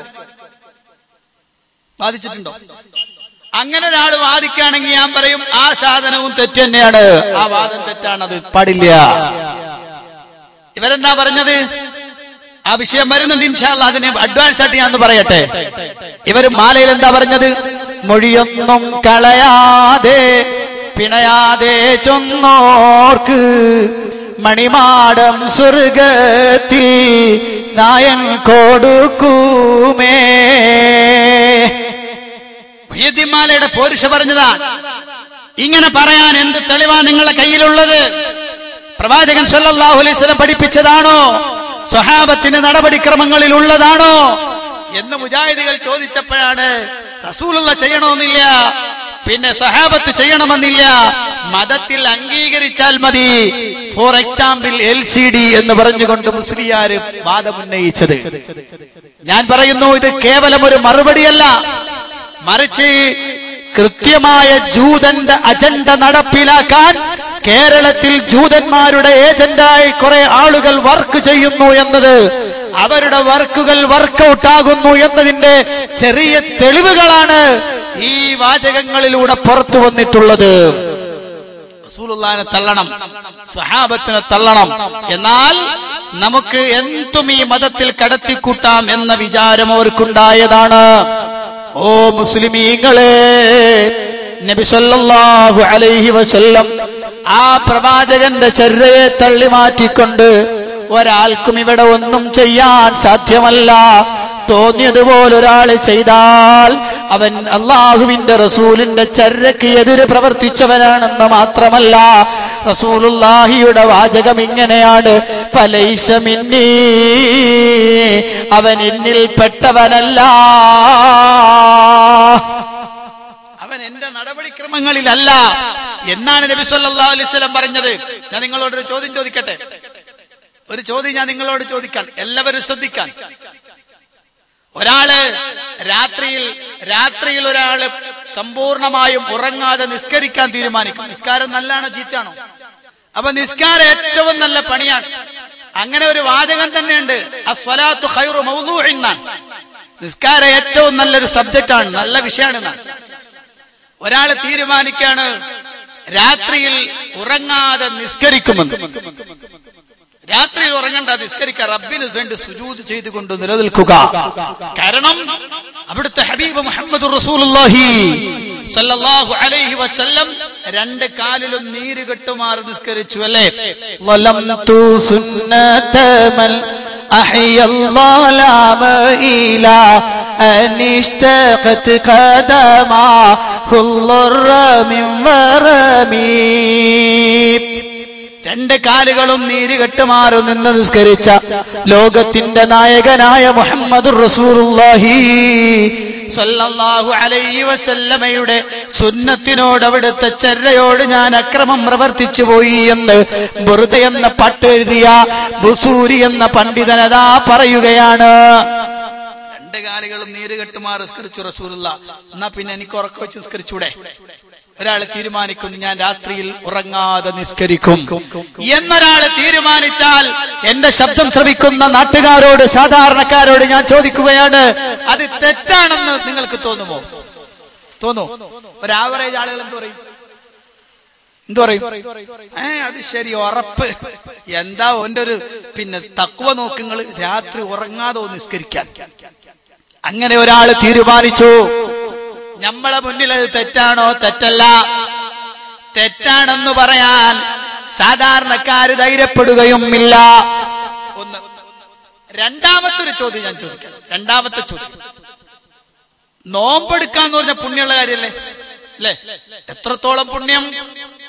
മൻ സ്വാമ യൗമൻ ഫീ സബീലില്ലാഹ്, അല്ലാഹുവിന്റെ മാർഗത്തിൽ ഒരു ദിവസം ഒരാൾ നോമ്പെടുത്താൽ അയാളുടെ മുഖത്തെ ബഅദല്ലാഹു വജ്ഹഹു, അല്ലാഹു അയാളുടെ ശരീരത്തെ, അവന്റെ മുഖത്തെ അല്ലാഹു വിദൂരമാക്കുന്നതാണ് നരകത്തിൽ നിന്ന് 70 ഖരീഫാ, 70 വർഷത്തെ വഴി ദൂരം അകറ്റുന്നതാണെന്ന് റസൂലുള്ള പറയുന്നു. നോമ്പെടുക്കൽ പുണ്യമുള്ള കാര്യമാണ്, സംശയം ഇല്ല. എങ്കിൽ ഒരാൾ തീരുമാനിച്ചു, ഇനി ഞാൻ ഒരു പകലിലും നോമ്പ് ഉപേക്ഷിക്കൂല, എല്ലാ ദിവസവും എനിക്ക് നോമ്പായിരിക്കും, എല്ലാ ദിവസവും നോമ്പ്. റമദാനിൽ നമ്മൾ എല്ലാ ദിവസവും നോമ്പെടുക്കൂലേ? എടുക്കും, അത് നിർബന്ധമാണ്. മുപ്പര് പറയണല്ല, റമദാനിലല്ല, എല്ലാ ദിവസവും ഞാൻ നോമ്പെടുക്കാൻ തീരുമാനിച്ചു, ഒരു പുണ്യകർമ്മല്ലേ, അള്ളാഹുവിലേക്ക് കൂടുതൽ അടുക്കാൻ വേണ്ടി ഞാൻ നോമ്പെടുക്കുന്നു. ഒന്നൊരാൾ തീരുമാനിച്ച് നോമ്പെടുത്താൽ അത് തെറ്റാണെന്ന് പറയാൻ പറ്റുമോ? പറ്റൂല. അപ്പൊ നോമ്പും വളരെ പ്രധാനപ്പെട്ട കാര്യമാണ്. വേറെ ഒരാൾ തീരുമാനിച്ചത് എങ്ങനെയാ? രാത്രിയിലുള്ള നിസ്കാരത്തിനും പകലുള്ള പ്രവർത്തനങ്ങളിലും വല്ലാതെ വിലങ്ങ് തടിയാകുന്നു കുടുംബജീവിതം. ഭാര്യയും മക്കളും, അങ്ങനെ അവർക്ക് വേണ്ടിയുള്ള ചെലവും കാര്യങ്ങളൊക്കെ ആകെ ഭൗതികവുമായിട്ട് എപ്പോഴും ബന്ധപ്പെട്ടുകൊണ്ടിരിക്കണം. അതുകൊണ്ട് അള്ളാഹുവുമായിട്ട് അടുക്കാൻ സമയമില്ല. അതുകൊണ്ട് കല്യാണം കഴിക്കേണ്ട തീരുമാനിച്ചു. സ്ത്രീകളെ സമ്പൂർണ്ണമായിട്ട് ഒഴിവാക്കുന്ന ഒരു മതചിട്ടയായിട്ടൊന്നുമല്ല, മറിച്ച് അള്ളാഹുവിനോടുള്ള ആരാധനയിൽ ഭംഗം വരാതിരിക്കാൻ കല്യാണം ഒഴിവാക്കി. കുറ്റാണോ? നിങ്ങളൊരു ആവറേജ് മനുഷ്യന്റെ അടുത്ത് നിന്നിട്ട് പറ, കുറ്റാണ്. നിങ്ങൾ മുജാഹിദായിട്ടാ മറുപടി പറയണത്. ഒരു സാധാരണക്കാരന്റെ മറുപടി എന്താ? കുറ്റല്ല. ഓനാണോ സൂഫി എന്ന് പറഞ്ഞാൽ നിങ്ങൾക്ക് എന്തറിയാം? അവനാണ് ശരിക്കും വലിയ വലിയും സൂഫിയൊക്കെ എന്ന് പറഞ്ഞാൽ ഓനാണ്. അത്ര ഹിമ്മത്തും താക്കത്തുമുള്ള ഒരു മനുഷ്യൻ. ഈ 3 കാര്യം നിങ്ങൾ മനസ്സിലാക്കിയല്ലോ. സാധാരണക്കാരുടെ മുന്നിൽ ഇത് 3 തെറ്റല്ല. തെറ്റാണോ? അല്ലേ? അല്ല. ഇനിയാണ് നിങ്ങളൊന്നുണരണേ. എന്റെ ശബ്ദം ദൂരെ നിന്ന് കേട്ടുകൊണ്ടിരിക്കുന്ന പ്രിയപ്പെട്ട നാട്ടുകാരോട് ഞാൻ പറയുകയാണ്, നിങ്ങളൊന്ന് ശരിക്കൊന്ന് ശ്രദ്ധിച്ചോ. ഇതേ ആവശ്യം ഉന്നയിച്ചുകൊണ്ട് നൂറ്റാണ്ടുകൾക്ക് മുമ്പ് ലോകത്തിന്റെ നായകനായ മുഹമ്മദുർ റസൂലുള്ളാഹി സ്വല്ലല്ലാഹു അലൈഹി വസല്ലമയുടെ പ്രിയ പത്നിയായ ആയിഷ ബീവിയുടെ വീട്ടിലേക്കതാ ഈത്തപ്പന തടികൾ കൊണ്ടുണ്ടാക്കി, ഈത്തപ്പന ഓല കൊണ്ട് മറഞ്ഞുണ്ടാക്കിയ, ഈത്തപ്പന ഓല കൊണ്ട് മേൽക്കൂരയുണ്ടാക്കിയ ആ ചെറിയ ചെറ്റക്കുടിലേക്ക് 3 ആളുകൾ കടന്നു വരികയാണ്. റസൂലുള്ളാഹിയുടെ ആരാധനയുടെ മേഖലകൾ ചോദിച്ചറിയാൻ, ലോകത്തിന്റെ നായകനെ കുറിച്ചറിയാൻ അവിടുത്തെ അനുയായികളിലെ 3 ആളുകൾ കടന്നു വരുന്നു. സയ്യിദത്തുന ആയിഷത്തു സിദ്ദീഖ റളിയല്ലാഹു അൻഹാ മഹദി അവர்கள் വരികയാണ്. വന്നിട്ട് ചോദിച്ചു, ആയിഷ ബി വിവരിച്ചു കൊടുത്തു. അപ്പൊ അവർക്കൊരു സംശയം. ഫകാന്നഹും തഖാലുഹ, അവർക്ക് തോന്നിയേ ഇത് വളരെ കുറവാണല്ലോ, ഇത്രേ റസൂലുള്ള ചെയ്യുന്നുള്ളൂ. എന്നിട്ട് അവർ ആശ്വസിച്ചു. കാരണം എന്താ? റസൂലുള്ളാഹിക്ക് അത്രയൊക്കെ മതി. കാരണം എന്താ? അള്ളാഹുവിന്റെ ഹബീബിന് കഴിഞ്ഞതും വരാനിരിക്കുന്നതുമായ മുഴുവൻ പാപങ്ങളും അള്ളാഹു പുറത്തു കൊടുത്തിട്ടുള്ള ആളാണ്. പാപസുരക്ഷിതനാണ് റസൂലുള്ളാഹി സ്വല്ലല്ലാഹു അലൈഹി വസല്ലം. അതുകൊണ്ട് റസൂലുള്ളാഹിക്ക് അത് മതി. നമ്മളങ്ങനല്ല, നമ്മൾ പാപികളല്ലേ, പാപം വന്നു പോകുന്നവരാണ്. അതുകൊണ്ട് ഓരോരുത്തരും ഓരോ ഡിസിഷൻ എടുത്തു. ഒന്നാമത്തെ ആള് പറഞ്ഞു, ഞാൻ ഇനി രാത്രി ഉറങ്ങാതെ നിസ്കരിക്കും. രണ്ടാമത്തെ ആള് പറഞ്ഞു, ഞാനിനി പകല് നോമ്പൊഴിവാക്കൂല. മൂന്നാമത്തെ ആള് പറഞ്ഞു, ആരാധനക്ക് ഭംഗം വരുന്നതിനാൽ ഞാൻ കല്യാണം കഴിക്കൂല. ആരുടെ മുന്നിൽ വെച്ചാ ഇത് പറയുന്നത്? ആയിഷ ബീവിയുടെ മുന്നിൽ. പറഞ്ഞിട്ട് 3 ആളും പോയി. കുറച്ച് കഴിഞ്ഞപ്പോ റസൂലുള്ള വീട്ടിലേക്ക് വന്നു. ആയിഷ ബീവി റളിയല്ലാഹു അൻഹ വീട്ടിൽ വന്ന ആളുകളെ കുറിച്ചും വിഷയങ്ങളെ കുറിച്ചും ഒക്കെ റസൂലുള്ളാഹിക്ക് പറഞ്ഞു കൊടുത്തു. ഇങ്ങനെ ഒരു സംഭവം ഉണ്ടായിട്ടുണ്ട് നബിയെ. റസൂലുള്ള പള്ളിയിലേക്ക് നടന്നു പോകുന്നു. അപ്പോഴതാ നേരത്തെ പരാമർശിക്കപ്പെട്ട മൂന്നാളുകൾ നടന്നു വരികയാണ്. റസൂലുള്ള ചോദിച്ചു, അന്തുമുല്ലദീന ഖുൽതും കദാ വകദാ. ഓ സഹാബി വര്യന്മാരെ, നിങ്ങളാണോ ഇങ്ങനെയൊക്കെ പറഞ്ഞ ആളുകൾ? അവര് പറഞ്ഞു, അതേ നബിയെ, ഞങ്ങളാ പറഞ്ഞത്, ഞങ്ങളാണത് പറഞ്ഞത്. ഉടൻ തന്നെ നബി സല്ലല്ലാഹു അലൈഹി വസല്ലം, പ്രവാചകൻ സല്ലല്ലാഹു അലൈഹി വസല്ലം അവരോട് പറയുകയാണ്. ഒന്നാമത്തെ ആളോട് റസൂലുള്ള പറഞ്ഞു, ഞാൻ രാത്രിയിൽ ഉറങ്ങുന്നുണ്ട്, നിസ്കരിക്കുന്നുണ്ട്. ഞാൻ രാത്രിയിൽ ഉറക്കം ഒഴിവാക്കുന്നുണ്ട്. കുറഞ്ഞ സമയം ഉറക്കം ഒഴിവാക്കും, ബാക്കി സമയം നിസ്കരിക്കാറുമുണ്ട്. അപ്പോ ഉറങ്ങുന്നുമുണ്ട്, നിസ്കരിക്കുന്നുമുണ്ട്. രണ്ടാമത്തെ ആളോട് പറഞ്ഞു, ഞാൻ പകലിൽ നോമ്പെടുക്കുന്നുണ്ട്, നോമ്പുപേക്ഷിക്കുന്നുണ്ട്. മൂന്നാമത്തെ ആളോട് റസൂലുള്ള പറഞ്ഞു, ഞാൻ കല്യാണം കഴിച്ചിട്ടുണ്ട്, എനിക്ക് മക്കളുമുണ്ട്.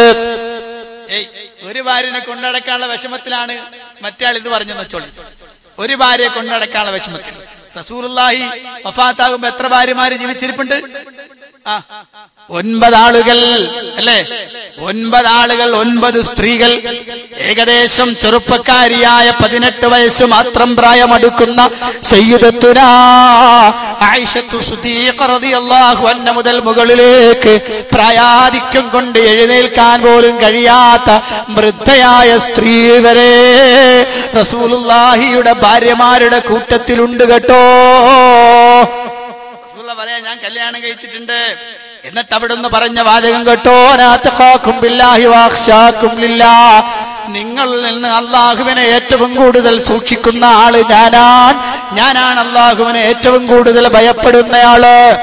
ആ ആളായ ഞാൻ പ്രവർത്തിക്കുന്നത് ഇങ്ങനെയാണ്. ഫമൻ റഗിബ അൻ സുന്നതി ഫലൈസ മിന്നീ. ആരെങ്കിലും എന്റെ സുന്നത്തിനെ അവഗണിച്ചാൽ, എന്റെ സുന്നത്തിനോട് അനിഷ്ടം കാണിച്ചാൽ അവൻ എന്റെ സമുദായത്തിൽ പെട്ടവനല്ല, അവൻ എന്റെ നടപടിക്രമങ്ങളിൽ പെട്ടവനല്ല. നബി സല്ലല്ലാഹു അലൈഹി വസല്ലം പഠിപ്പിക്കാൻ.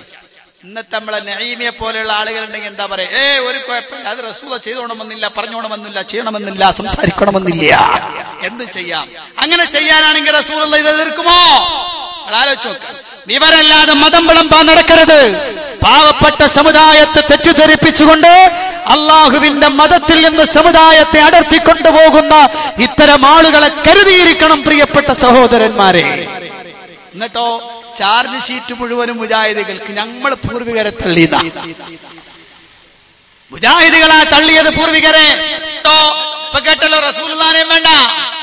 ഒരു കാര്യം ഇസ്ലാമികമായി ചെയ്യണമെങ്കിൽ റസൂലുള്ള ചെയ്യണമെന്നില്ല, പറയണമെന്നില്ല, അംഗീകരിക്കണമെന്നില്ല. സ്വഹാബത്തിന്റെ നടപടിക്രമവും ആവശ്യമില്ല എന്നിടത്തേക്ക് മുസ്ലിം സമുദായത്തിലെ ആളുകൾ എത്തിച്ചേർന്നിരിക്കുകയാണ് പ്രിയപ്പെട്ട സഹോദരന്മാരെ. അപ്പോഴാണ് നിങ്ങൾ അറിയേണ്ടത്, ഞാൻ ആമുഖത്തിൽ നിങ്ങളുടെ ശ്രദ്ധയിൽപ്പെടുത്തിയ 2 ആയത്തുകൾ. പരിശുദ്ധ ഖുർആൻ 33-ാം അധ്യായം സൂറത്ത് അഹ്സാബിന്റെ 21-ാമത്തെ ആയത്തും പരിശുദ്ധ ഖുർആൻ 24-ാം അധ്യായം സൂറത്ത് നൂറിന്റെ 63-ാമത്തെ വാചകവും നിങ്ങൾ ശ്രദ്ധയിൽപ്പെടുത്തുകയാണ്. വീണ്ടും മനനം ചെയ്ത് നോക്ക് നിങ്ങൾ. എന്നിട്ട് മുസ്ലിയാർ പറഞ്ഞ വാക്കും കൂടെ ഒന്ന് തട്ടിച്ചു നോക്ക്. അള്ളാഹുവിന്റെ ഖുർആൻ പറയുന്നു, മുസ്ലിയാർ പറയുന്നു. ഏതെടുക്കണം നിങ്ങൾ ആലോചിച്ചു നോക്കുക. അള്ളാഹുവിന്റെ ഖുർആൻ പറയുന്നു, റസൂലുള്ളാഹിനെ അംഗീകരിക്കണം. ഇനി ഒന്നും കൂടെ പറയാം. പരിശുദ്ധ ഖുർആൻ സൂറത്ത് ആലി ഇംറാൻ അതിന്റെ 133-ാമത്തെ ആയത്ത്. അതേ സൂറത്ത് ആലി ഇംറാനിലെ ആയത്ത് പരിശോധിക്ക്, നിങ്ങൾക്ക് കാണാം. പരിശുദ്ധ ഖുർആനിൽ അള്ളാഹുവിന്റെ ഖുർആനിൽ പഠിപ്പിക്കുന്നത് കാണാം. ഫഇൻ ആമനൂ ബിമിസ്ലി മാ ആമൻതും ബിഹി ഫഖദ് ഇഹ്തദൗ.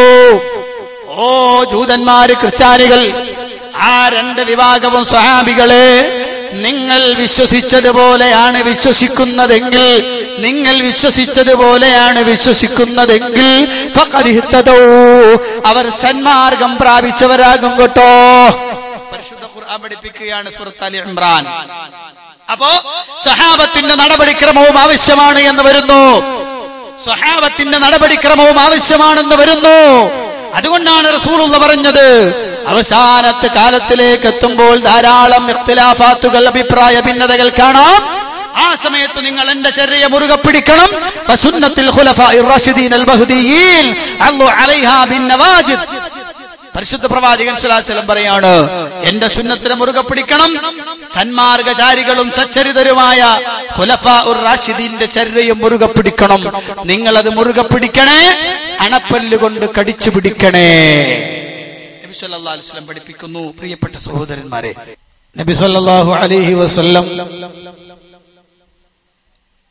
അവിടുന്ന് പറയേണ്ടതില്ല, അല്ലെങ്കിൽ അവിടുത്തെ ചര്യ വേണമെന്നില്ല, സ്വഹാബത്ത് ചെയ്തോണമെന്ന നിബന്ധനയില്ല.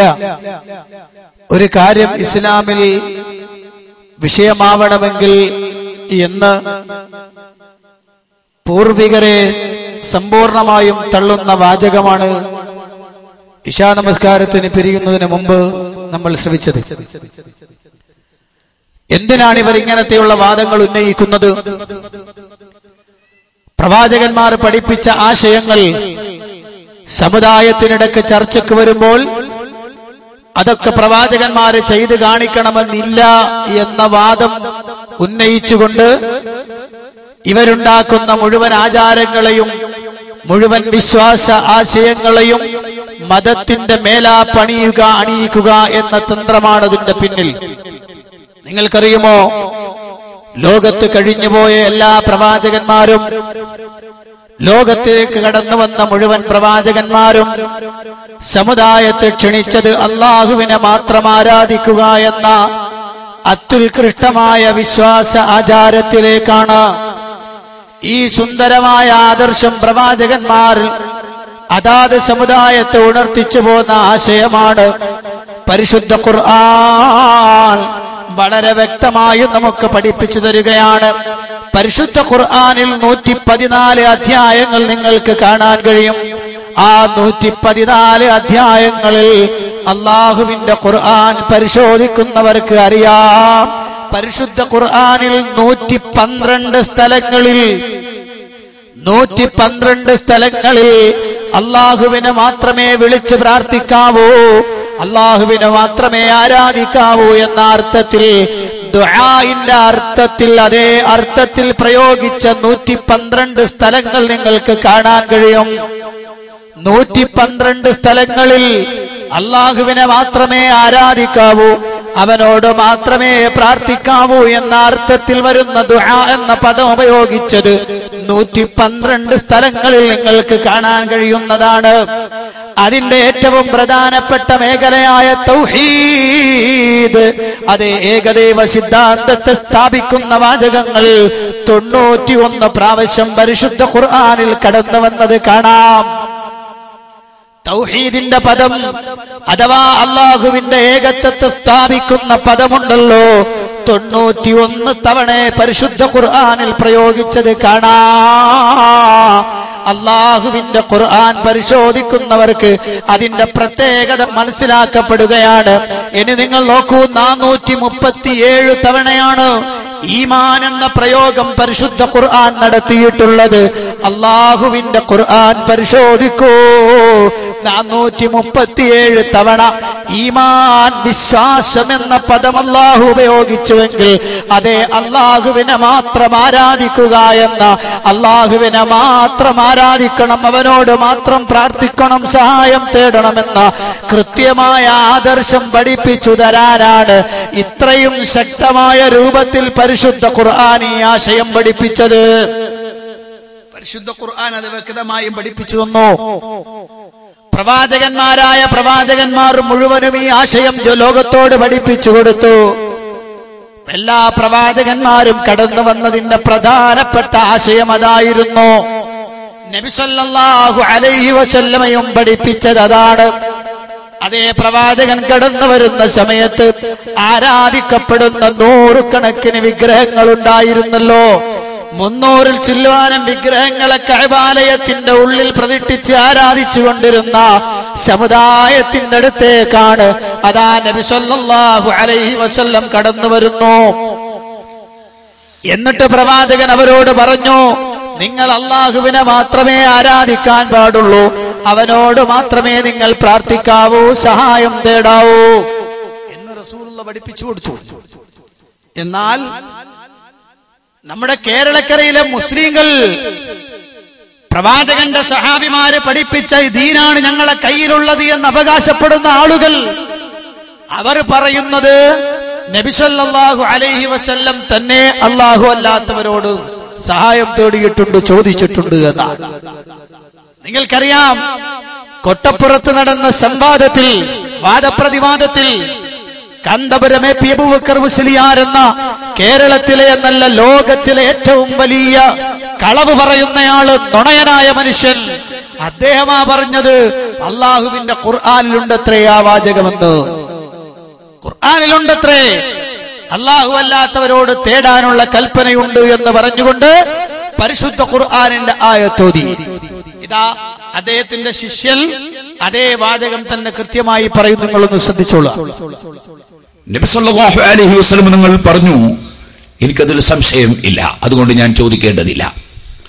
എന്നാലും പിൽക്കാലത്ത് ആരെങ്കിലും വന്ന് മരണപ്പെട്ടതിന് ശേഷം പിന്നെ ആരോടും ഒന്നും ചോദിക്കാൻ പാടില്ല എന്ന വാദം ഉന്നയിക്കാൻ അവസരം ഉണ്ടാകരുത് എന്നതുകൊണ്ടും, പിൽക്കാലത്ത് ആരെങ്കിലും വന്ന് മരണപ്പെട്ടതിന് ശേഷം പിന്നെ ആരോടും ഒന്നും ചോദിക്കാൻ പാടില്ല എന്ന വാദം ഉന്നയിക്കാൻ അവസരം ഉണ്ടാകരുത് എന്നതുകൊണ്ടും, അതിന്റെ പുറമെ അള്ളാഹു കൽപ്പിച്ച കാര്യം നിർവഹിക്കുക എന്ന നിലക്കും സംശയം ഉള്ളതിന്റെ പേരിലല്ല, മറിച്ച് കൽപ്പിക്കപ്പെട്ടു എന്നതിന്റെ പേരിൽ നബി സല്ലല്ലാഹു അലൈഹി വസല്ലം തങ്ങൾ ആ പ്രവാചകന്മാരോട് ചോദിക്കുകയും ചെയ്തു.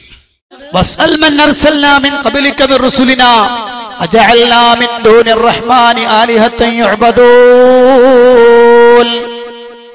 ഈ ആയത്തിന്റെ അർത്ഥമാണ് അദ്ദേഹം പറഞ്ഞത്. റസൂലുള്ളയോട് അല്ലാഹു പറയുകയാണ്, വസ്അൽ നബിയേ, അങ്ങ് ചോദിക്കൂ, മൻ അർസൽനാ മിൻ ഖബ്ലിക മിർ റുസുലിനാ, നമ്മളുടെ ദൈവദൂതന്മാരിൽ നിന്ന്, നമ്മളെ ദൂതന്മാരിൽ നിന്ന് കഴിഞ്ഞുപോയ ആളുകളോട് നബിയെ അങ്ങ് ചോദിക്കൂ.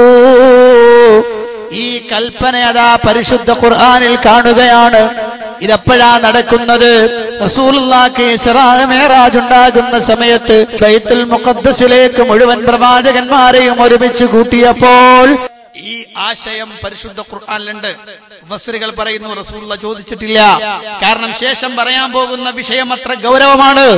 അജഅൽനാ മിൻ ദൂനിർ റഹ്മാനി ആലിഹത്തൻ യുഅബദൂൻ. പരമകാരുണികനായ അല്ലാഹുവിന് പുറമെ ആരാധിക്കപ്പെടുന്ന വല്ല വിഗ്രഹങ്ങളെ, വല്ല ദൈവങ്ങളെയും അല്ലാഹു ആക്കിയിട്ടുണ്ടോ? അജഅൽനാ, നാം ആക്കിയിട്ടുണ്ടോ മിൻ ദൂനിർ റഹ്മാനി ആലിഹത്തൻ യുഅബദൂൻ. പരമകാരുണികന് പുറമെ ആരാധിക്കപ്പെടുന്ന വല്ല ദൈവങ്ങളെയും അല്ലാഹു ആക്കിയിട്ടുണ്ടോ, നിശ്ചയിച്ചിട്ടുണ്ടോ എന്ന് മുൻകഴിഞ്ഞു പോയ അമ്പിയാക്കളോട് ചോദിച്ചു നോക്കൂ നബിയേ എന്ന വിഷയം പറഞ്ഞപ്പോ മൂപ്പര് സ്വന്തം വ്യാഖ്യാനിച്ചതാണ്. എന്താ? അള്ളാഹുവിന്റെ റസൂലിനോട് അത് പറഞ്ഞപ്പോ നബി സല്ലല്ലാഹു അലൈഹി വസല്ലം ചോദിച്ചില്ല. റസൂലുള്ളാഹിക്ക് സംശയമുള്ളത് കൊണ്ടല്ല. പിന്നെ ചോദിക്കാനുള്ള കാരണം എന്താണ്? പിന്നീട് ആരെങ്കിലും വന്നിട്ട് മരിച്ചുപോയവരോടൊന്നും ചോദിക്കാൻ പാടില്ല എന്ന വ്യാഖ്യാനവുമായിട്ട് ആരെങ്കിലും വരും എന്നതുകൊണ്ടാണ് റസൂലുള്ള ചോദിച്ചത്. ഞാൻ ചോദിക്കട്ടെയോ മുസ്ലിയാക്കന്മാരെ, അള്ളാഹുവിന്റെ ഖുർആനിന് നിങ്ങളാണോ അർത്ഥം വെക്കേണ്ടത്? അള്ളാഹുവിന്റെ പരിശുദ്ധ ഖുർആനിന്റെ ആയത്തുകൾക്ക് നിങ്ങളാ പറഞ്ഞ വ്യാഖ്യാനമുണ്ടല്ലോ, പ്രാമാണികമായി റസൂലുള്ളാഹിന്റെ സ്വഹാബത്ത് പഠിപ്പിച്ചതാണോ? കാരണം എന്താ? ചോദിക്കാൻ അള്ളാഹു കൽപ്പിച്ചത് റസൂലുള്ളാഹിനോടാ. അപ്പൊ റസൂലുള്ള പറയാണെന്ത്? എനിക്ക് സംശയമൊന്നുമില്ല, പക്ഷേ പിൽക്കാലത്ത് മരിച്ചവരോടൊന്നും ചോദിക്കാൻ പാടില്ല എന്നൊരു വിഭാഗം വരുമെന്നത് കൊണ്ട് ഞാൻ ചോദിക്കുകയാണ് എന്ന് റസൂലുള്ള ചെയ്തത്. റസൂലുള്ള അങ്ങനെ പറഞ്ഞു എന്ന് തെളിയിക്കാൻ പറ്റുന്ന വാചകം കഴിഞ്ഞുപോയ പണ്ഡിതന്മാരിൽ നിന്ന്, റസൂലുള്ളയിൽ നിന്ന് പ്രാമാണികമായി ഉദ്ധരിക്കാൻ കൽപ്പുള്ള ആണത്തമുള്ള മുസ്ലിയാക്കന്മാർ എന്റെ ഈ ശബ്ദം ശ്രവിക്കുന്ന ചുറ്റുഭാഗത്തുണ്ടെങ്കിൽ ഞാൻ അവരെ സ്വാഗതം ചെയ്യുകയാണ്. ഈ പരിപാടി അവസാനിക്കുന്നതിന് മുമ്പ് കൊണ്ടുവന്നാൽ മതി. എന്താ പറഞ്ഞത്? എന്താ പറഞ്ഞത്? അള്ളാഹുവിന്റെ റസൂൽ സല്ലല്ലാഹു അലൈഹി വസല്ലം മരിച്ചുപോയവരോട് ചോദിച്ചു. ചോദിക്കാൻ, അതുകൊണ്ട് ഞമ്മക്കും ചോദിക്കാം. ആരോട്? മരിച്ചുപോയവരോടൊക്കെ വിളിച്ചു പ്രാർത്ഥിക്കാം. എന്താ തെളിവ്? വസ്അൽ മൻ അർസൽനാ. ആ ആയത്തിലൂടെ അള്ളാഹു അങ്ങനെ പഠിപ്പിച്ചു. ഇല്ല ഇല്ല, അങ്ങനെ അള്ളാഹു പഠിപ്പിച്ചിട്ടില്ല. അത് പഠിപ്പിച്ചില്ല എന്നതിന്റെ തെളിവ് ജീവിതത്തിൽ ഏറ്റവും കൂടുതൽ പരീക്ഷണ ഘട്ടങ്ങളിലൂടെ കടന്നുപോയത് ലോകത്തിന്റെ ഗുരുവര്യരായ സയ്യിദുനാ മുഹമ്മദുർ റസൂലുള്ളാഹി സ്വല്ലല്ലാഹു അലൈഹി വസല്ലമയാണ്. അതേ റസൂലുള്ളാഹിയുടെ പരീക്ഷണത്തിന്റെ തീച്ചൂളയിൽ നട്ടം തിരിയുമ്പോൾ അവിടുന്ന് സ്വഹാബത്തിനോട് പറഞ്ഞുകൊടുത്ത വാചകം എന്താ? അതേ, ഇന്ന ഔലന്നാസ്, ജനങ്ങളുടെ കൂട്ടത്തിൽ ഏറ്റവും ബന്ധപ്പെട്ടയാള്. എന്ത് വിഷയത്തിൽ? അതേ റസൂലുള്ള പറയുകയാണ്, ജനങ്ങളുടെ കൂട്ടത്തിൽ ഏറ്റവും കൂടുതൽ പരീക്ഷിക്കപ്പെടുന്ന ആളാരാണെന്നറിയുമോ? അത് അൽ അംബിയാ അശദ്ദുന്നാസി ബലാഅൻ അൽ അംബിയാ. ജനങ്ങളുടെ കൂട്ടത്തിൽ ഏറ്റവും പരീക്ഷിക്കപ്പെടുന്നത് അംബിയാക്കളാണ്.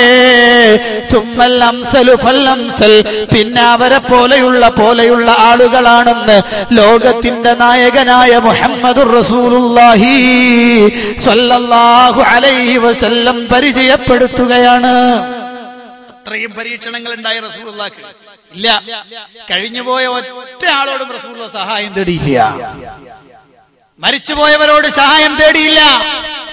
ഇനി റസൂലുള്ള സഹായം തേടി എന്ന് വന്നാൽ, നിങ്ങളാ പറയുന്ന വാചകം ശരിയാണെന്ന് സമർത്ഥിച്ചാൽ, ഞാനിതാ ഇവിടെ വെച്ച് അക്കമിട്ട് പറയുന്നു, കേരളത്തിലെ സമസ്ത എന്ന പ്രസ്ഥാനം വൈരുദ്ധ്യാധിഷ്ഠിത പ്രസ്ഥാനമാണെന്ന് പറയേണ്ടി വരും. കാരണം എന്താ? ഒരു വിഭാഗം ആളുകൾ പറയും റസൂലുള്ളാഹിക്ക് കഴിഞ്ഞു പോയവരോട് സഹായം തേടേണ്ട ആവശ്യമില്ല. കാരണം റസൂലുള്ള തന്നെ അന സയ്യിദു വൽദി ആദം, റസൂലുള്ള പറഞ്ഞു, ഞാൻ ആദം സന്തതികളുടെ നേതാവാണ്, അതുകൊണ്ട് എനിക്ക് ആരോടും സഹായം തേടേണ്ടതില്ല. അപ്പൊ മേലെയുള്ളവർ താഴെയുള്ളവരോടല്ല, താഴെയുള്ളവർ മേലെയുള്ളവരോടാണ് സഹായം തേടുക. അങ്ങനെ വരുമ്പോ റസൂലുള്ള ആരോടും സഹായം തേടിയിട്ടില്ല. അതേ ആളുകൾ തന്നെ പറയുന്നു റസൂലുള്ള കഴിഞ്ഞുപോയ അമ്പിയാക്കളോട് സഹായം തേടിയിട്ടുണ്ട്. അതാ ഞാൻ പറഞ്ഞത്, കേരളത്തിൽ പൂർവികരെ തള്ളിയത് കൊണ്ട് സമസ്ത എന്ന പ്രസ്ഥാനം അതാ വൈരുദ്ധ്യാധിഷ്ഠിത പ്രസ്ഥാനമായി മാറുകയാണ്. വെറുതെയല്ല. കഴിഞ്ഞില്ല പ്രിയപ്പെട്ടവരെ, റസൂലുള്ള ഖുർആൻ ഓതി കേൾപ്പിച്ചിട്ടാണല്ലോ പഠിപ്പിച്ചത്. അല്ലാഹുവിന്റെ ഖുർആനിന്റെ കൽപ്പനയാണല്ലോ അത്. എങ്കിൽ നമുക്ക് കാണാം, പരിശുദ്ധ ഖുർആനിന്റെ ജീവിക്കുന്ന പതിപ്പുകളായിരുന്നല്ലോ സഹാബത്ത് റളിയല്ലാഹു അൻഹും. ആ സഹാബികളാവട്ടെ അള്ളാഹു സർട്ടിഫൈ ചെയ്ത സമുദായമാണ്. പരിശുദ്ധ ഖുർആൻ 9-ാം അധ്യായം സൂറത്ത് തൗബയുടെ 100-ാമത്തെ ആയത്ത് വായിച്ചു നോക്ക്. അതിൽ നിങ്ങൾക്ക് കാണാം, വസാബിഖൂനൽ അവ്വലൂന മിനൽ മുഹാജിരീന വൽ അൻസാർ വല്ലദീന തബഊഹും ബിഇഹ്സാൻ റളിയല്ലാഹു അൻഹും വറദൂ അൻ. പരിശുദ്ധ ഖുർആൻ പഠിപ്പിക്കുകയാണ്, ഇസ്ലാമിന്റെ സൽസരണിയിലേക്ക്, സുന്ദരമായ ഈ പാന്താവിലേക്ക് കടന്നു വന്ന ആദ്യത്തെ ആളുകൾ മുഹാജിറുകളാണ്, പിന്നെ അൻസാറുകളാണ്. അങ്ങനെ ആദ്യം കടന്നു വന്ന ആളുകൾ, നന്മയിൽ അവരെ പിൻപറ്റിയ പിൻഗാമികളും റളിയല്ലാഹു അൻഹും വറദൂ അൻ. അല്ലാഹു അവരെ തൃപ്തിപ്പെട്ടു, അവർ അല്ലാഹുവിനെയും തൃപ്തിപ്പെട്ടവരാണ്. താഴ്വാരങ്ങളിലൂടെ അരുവികൾ ഒലിക്കുന്ന സ്വർഗീയ ആരാമങ്ങൾ അല്ലാഹു അവർക്ക് വേണ്ടി തയ്യാർ ചെയ്തു വെച്ചിരിക്കുന്നു. പരിശുദ്ധ ഖുർആൻ 9-ാം അധ്യായത്തിന്റെ 100-ാമത്തെ വചനം. ആ ഉത്കൃഷ്ടരായ സഹാബത്ത് ഖുർആനിന്റെ ജീവിക്കുന്ന പതിപ്പുകളായിരുന്നു. പക്ഷേ വസ്അൽ മൻ അർസൽനാ മിൻ ഖബ്ലിക മിർ റുസുലിനാ എന്ന ആയത്ത് മനസ്സിലാക്കിക്കൊണ്ട് സഹാബത്ത് പ്രവർത്തിച്ചതായി നമുക്ക് കാണാൻ കഴിയുന്നില്ല. അത്തരമൊരു പ്രവർത്തനം സഹാബത്തിന്റെ ജീവിതത്തിൽ ഇല്ല. മരിച്ചവരെ വിളിച്ച് സഹായം തേടുകയും അവരെ പിന്നാലെ പോവുകയും ചെയ്യുന്ന ഏർപ്പാട് സഹാബത്തിന്റെ ജീവിതത്തിൽ ഉണ്ടായിട്ടില്ല. അപ്പോ പൂർവികർ ചെയ്യാത്ത പ്രവർത്തനം ചെയ്തുകൊണ്ട് പൂർവികരുടെ പ്രവർത്തനങ്ങളെ പടിക്ക് പുറത്തു നിർത്തിയത് കേരളത്തിലെ മുജാഹിദുകളല്ല, കേരളത്തിലെ പാരമ്പര്യം അവകാശപ്പെടുന്ന ആളുകളാണ് എന്ന് ഇക്കൂട്ടത്തിൽ നിങ്ങൾ അറിയണം. എന്തിനാണ് ഈ പ്ലാറ്റ്ഫോം ഒക്കെ ഒരുക്കിയത്? നേരത്തെ ഞാൻ പറഞ്ഞല്ലോ റസൂലുള്ള ചെയ്യണമെന്നില്ല, സഹാബത്ത് ചെയ്യണമെന്നില്ല എന്നൊക്കെ പറഞ്ഞുകൊണ്ടുവന്ന് പ്ലാറ്റ്ഫോം ഒരുക്കി. അതിലതാ അള്ളാഹു അല്ലാത്തവരെ വിളിച്ചു പ്രാർത്ഥിക്കുക എന്ന പരിശുദ്ധ ഇസ്ലാമിന്റെ ഏറ്റവും ശക്തമായ അടിത്തറ ഇളക്കിയവർ അതിനുശേഷം ഇതാ ഇവർ പരസ്യമായി ജൽപ്പിക്കുകയാണ്, എന്ത് വിഷമം വന്നാലും അള്ളാഹുവിലേക്ക് തിരിയണമെന്ന നമ്മളെ വാദം, പരിശുദ്ധ ഇസ്ലാമിന്റെ വാദം, പ്രവാചകന്മാർ പഠിപ്പിച്ച ആശയം, പരിശുദ്ധ ഖുർആനിന്റെ ആയത്തുകൾ പഠിപ്പിച്ച ആശയം, പ്രവാചക ജീവിതത്തിന്റെ തുടക്കം മുതൽ ഒടുക്കം വരെ നിറഞ്ഞു നിന്ന ശക്തമായ ആദർശം, ആ ആദർശത്തെ തകർത്തു തരിപ്പണമാക്കുന്ന വാചകം, അതാണ് നിങ്ങൾ അടുത്തത് കേൾക്കാൻ പോകുന്നത്. കേട്ടോളൂ അടുത്തൊരാളുടെ വാചകം. ഒരു വിഷമമുണ്ടെങ്കിൽ അല്ലാഹുവിന്റെ റസൂലിനോടാണല്ലോ നമ്മൾ പറയേണ്ടതെന്ന് തന്റെ ചിന്തയിൽ വരുന്നു. പണ്ഡിതനായ അബുൽ ബഹർ ചിന്തിക്കുന്നു, ഞാൻ എന്തിനാണ് ആ പാട്ട് പാടിയത്? ഞാൻ പാടേണ്ടത് മുത്തുനബിയെ സംബന്ധിച്ചല്ലേ. അൽ ഈമാനു ലൈരിസുൽ മദീന കമാ തൈരിസുൽ ഹയ്യതു ഇലാ ജുഹരിഹാ. ഈമാനുള്ളവന്റെ മനസ്സിൽ ഒരു പാമ്പിനെ ഏറി കിട്ടിയാൽ ആ പാമ്പ് മാളത്തെ തേടി ഓടുന്ന പോലെ മദീനയിലെ നബിയിലേക്ക് ഓടുന്നതാണ് മുഅ്മിനേ.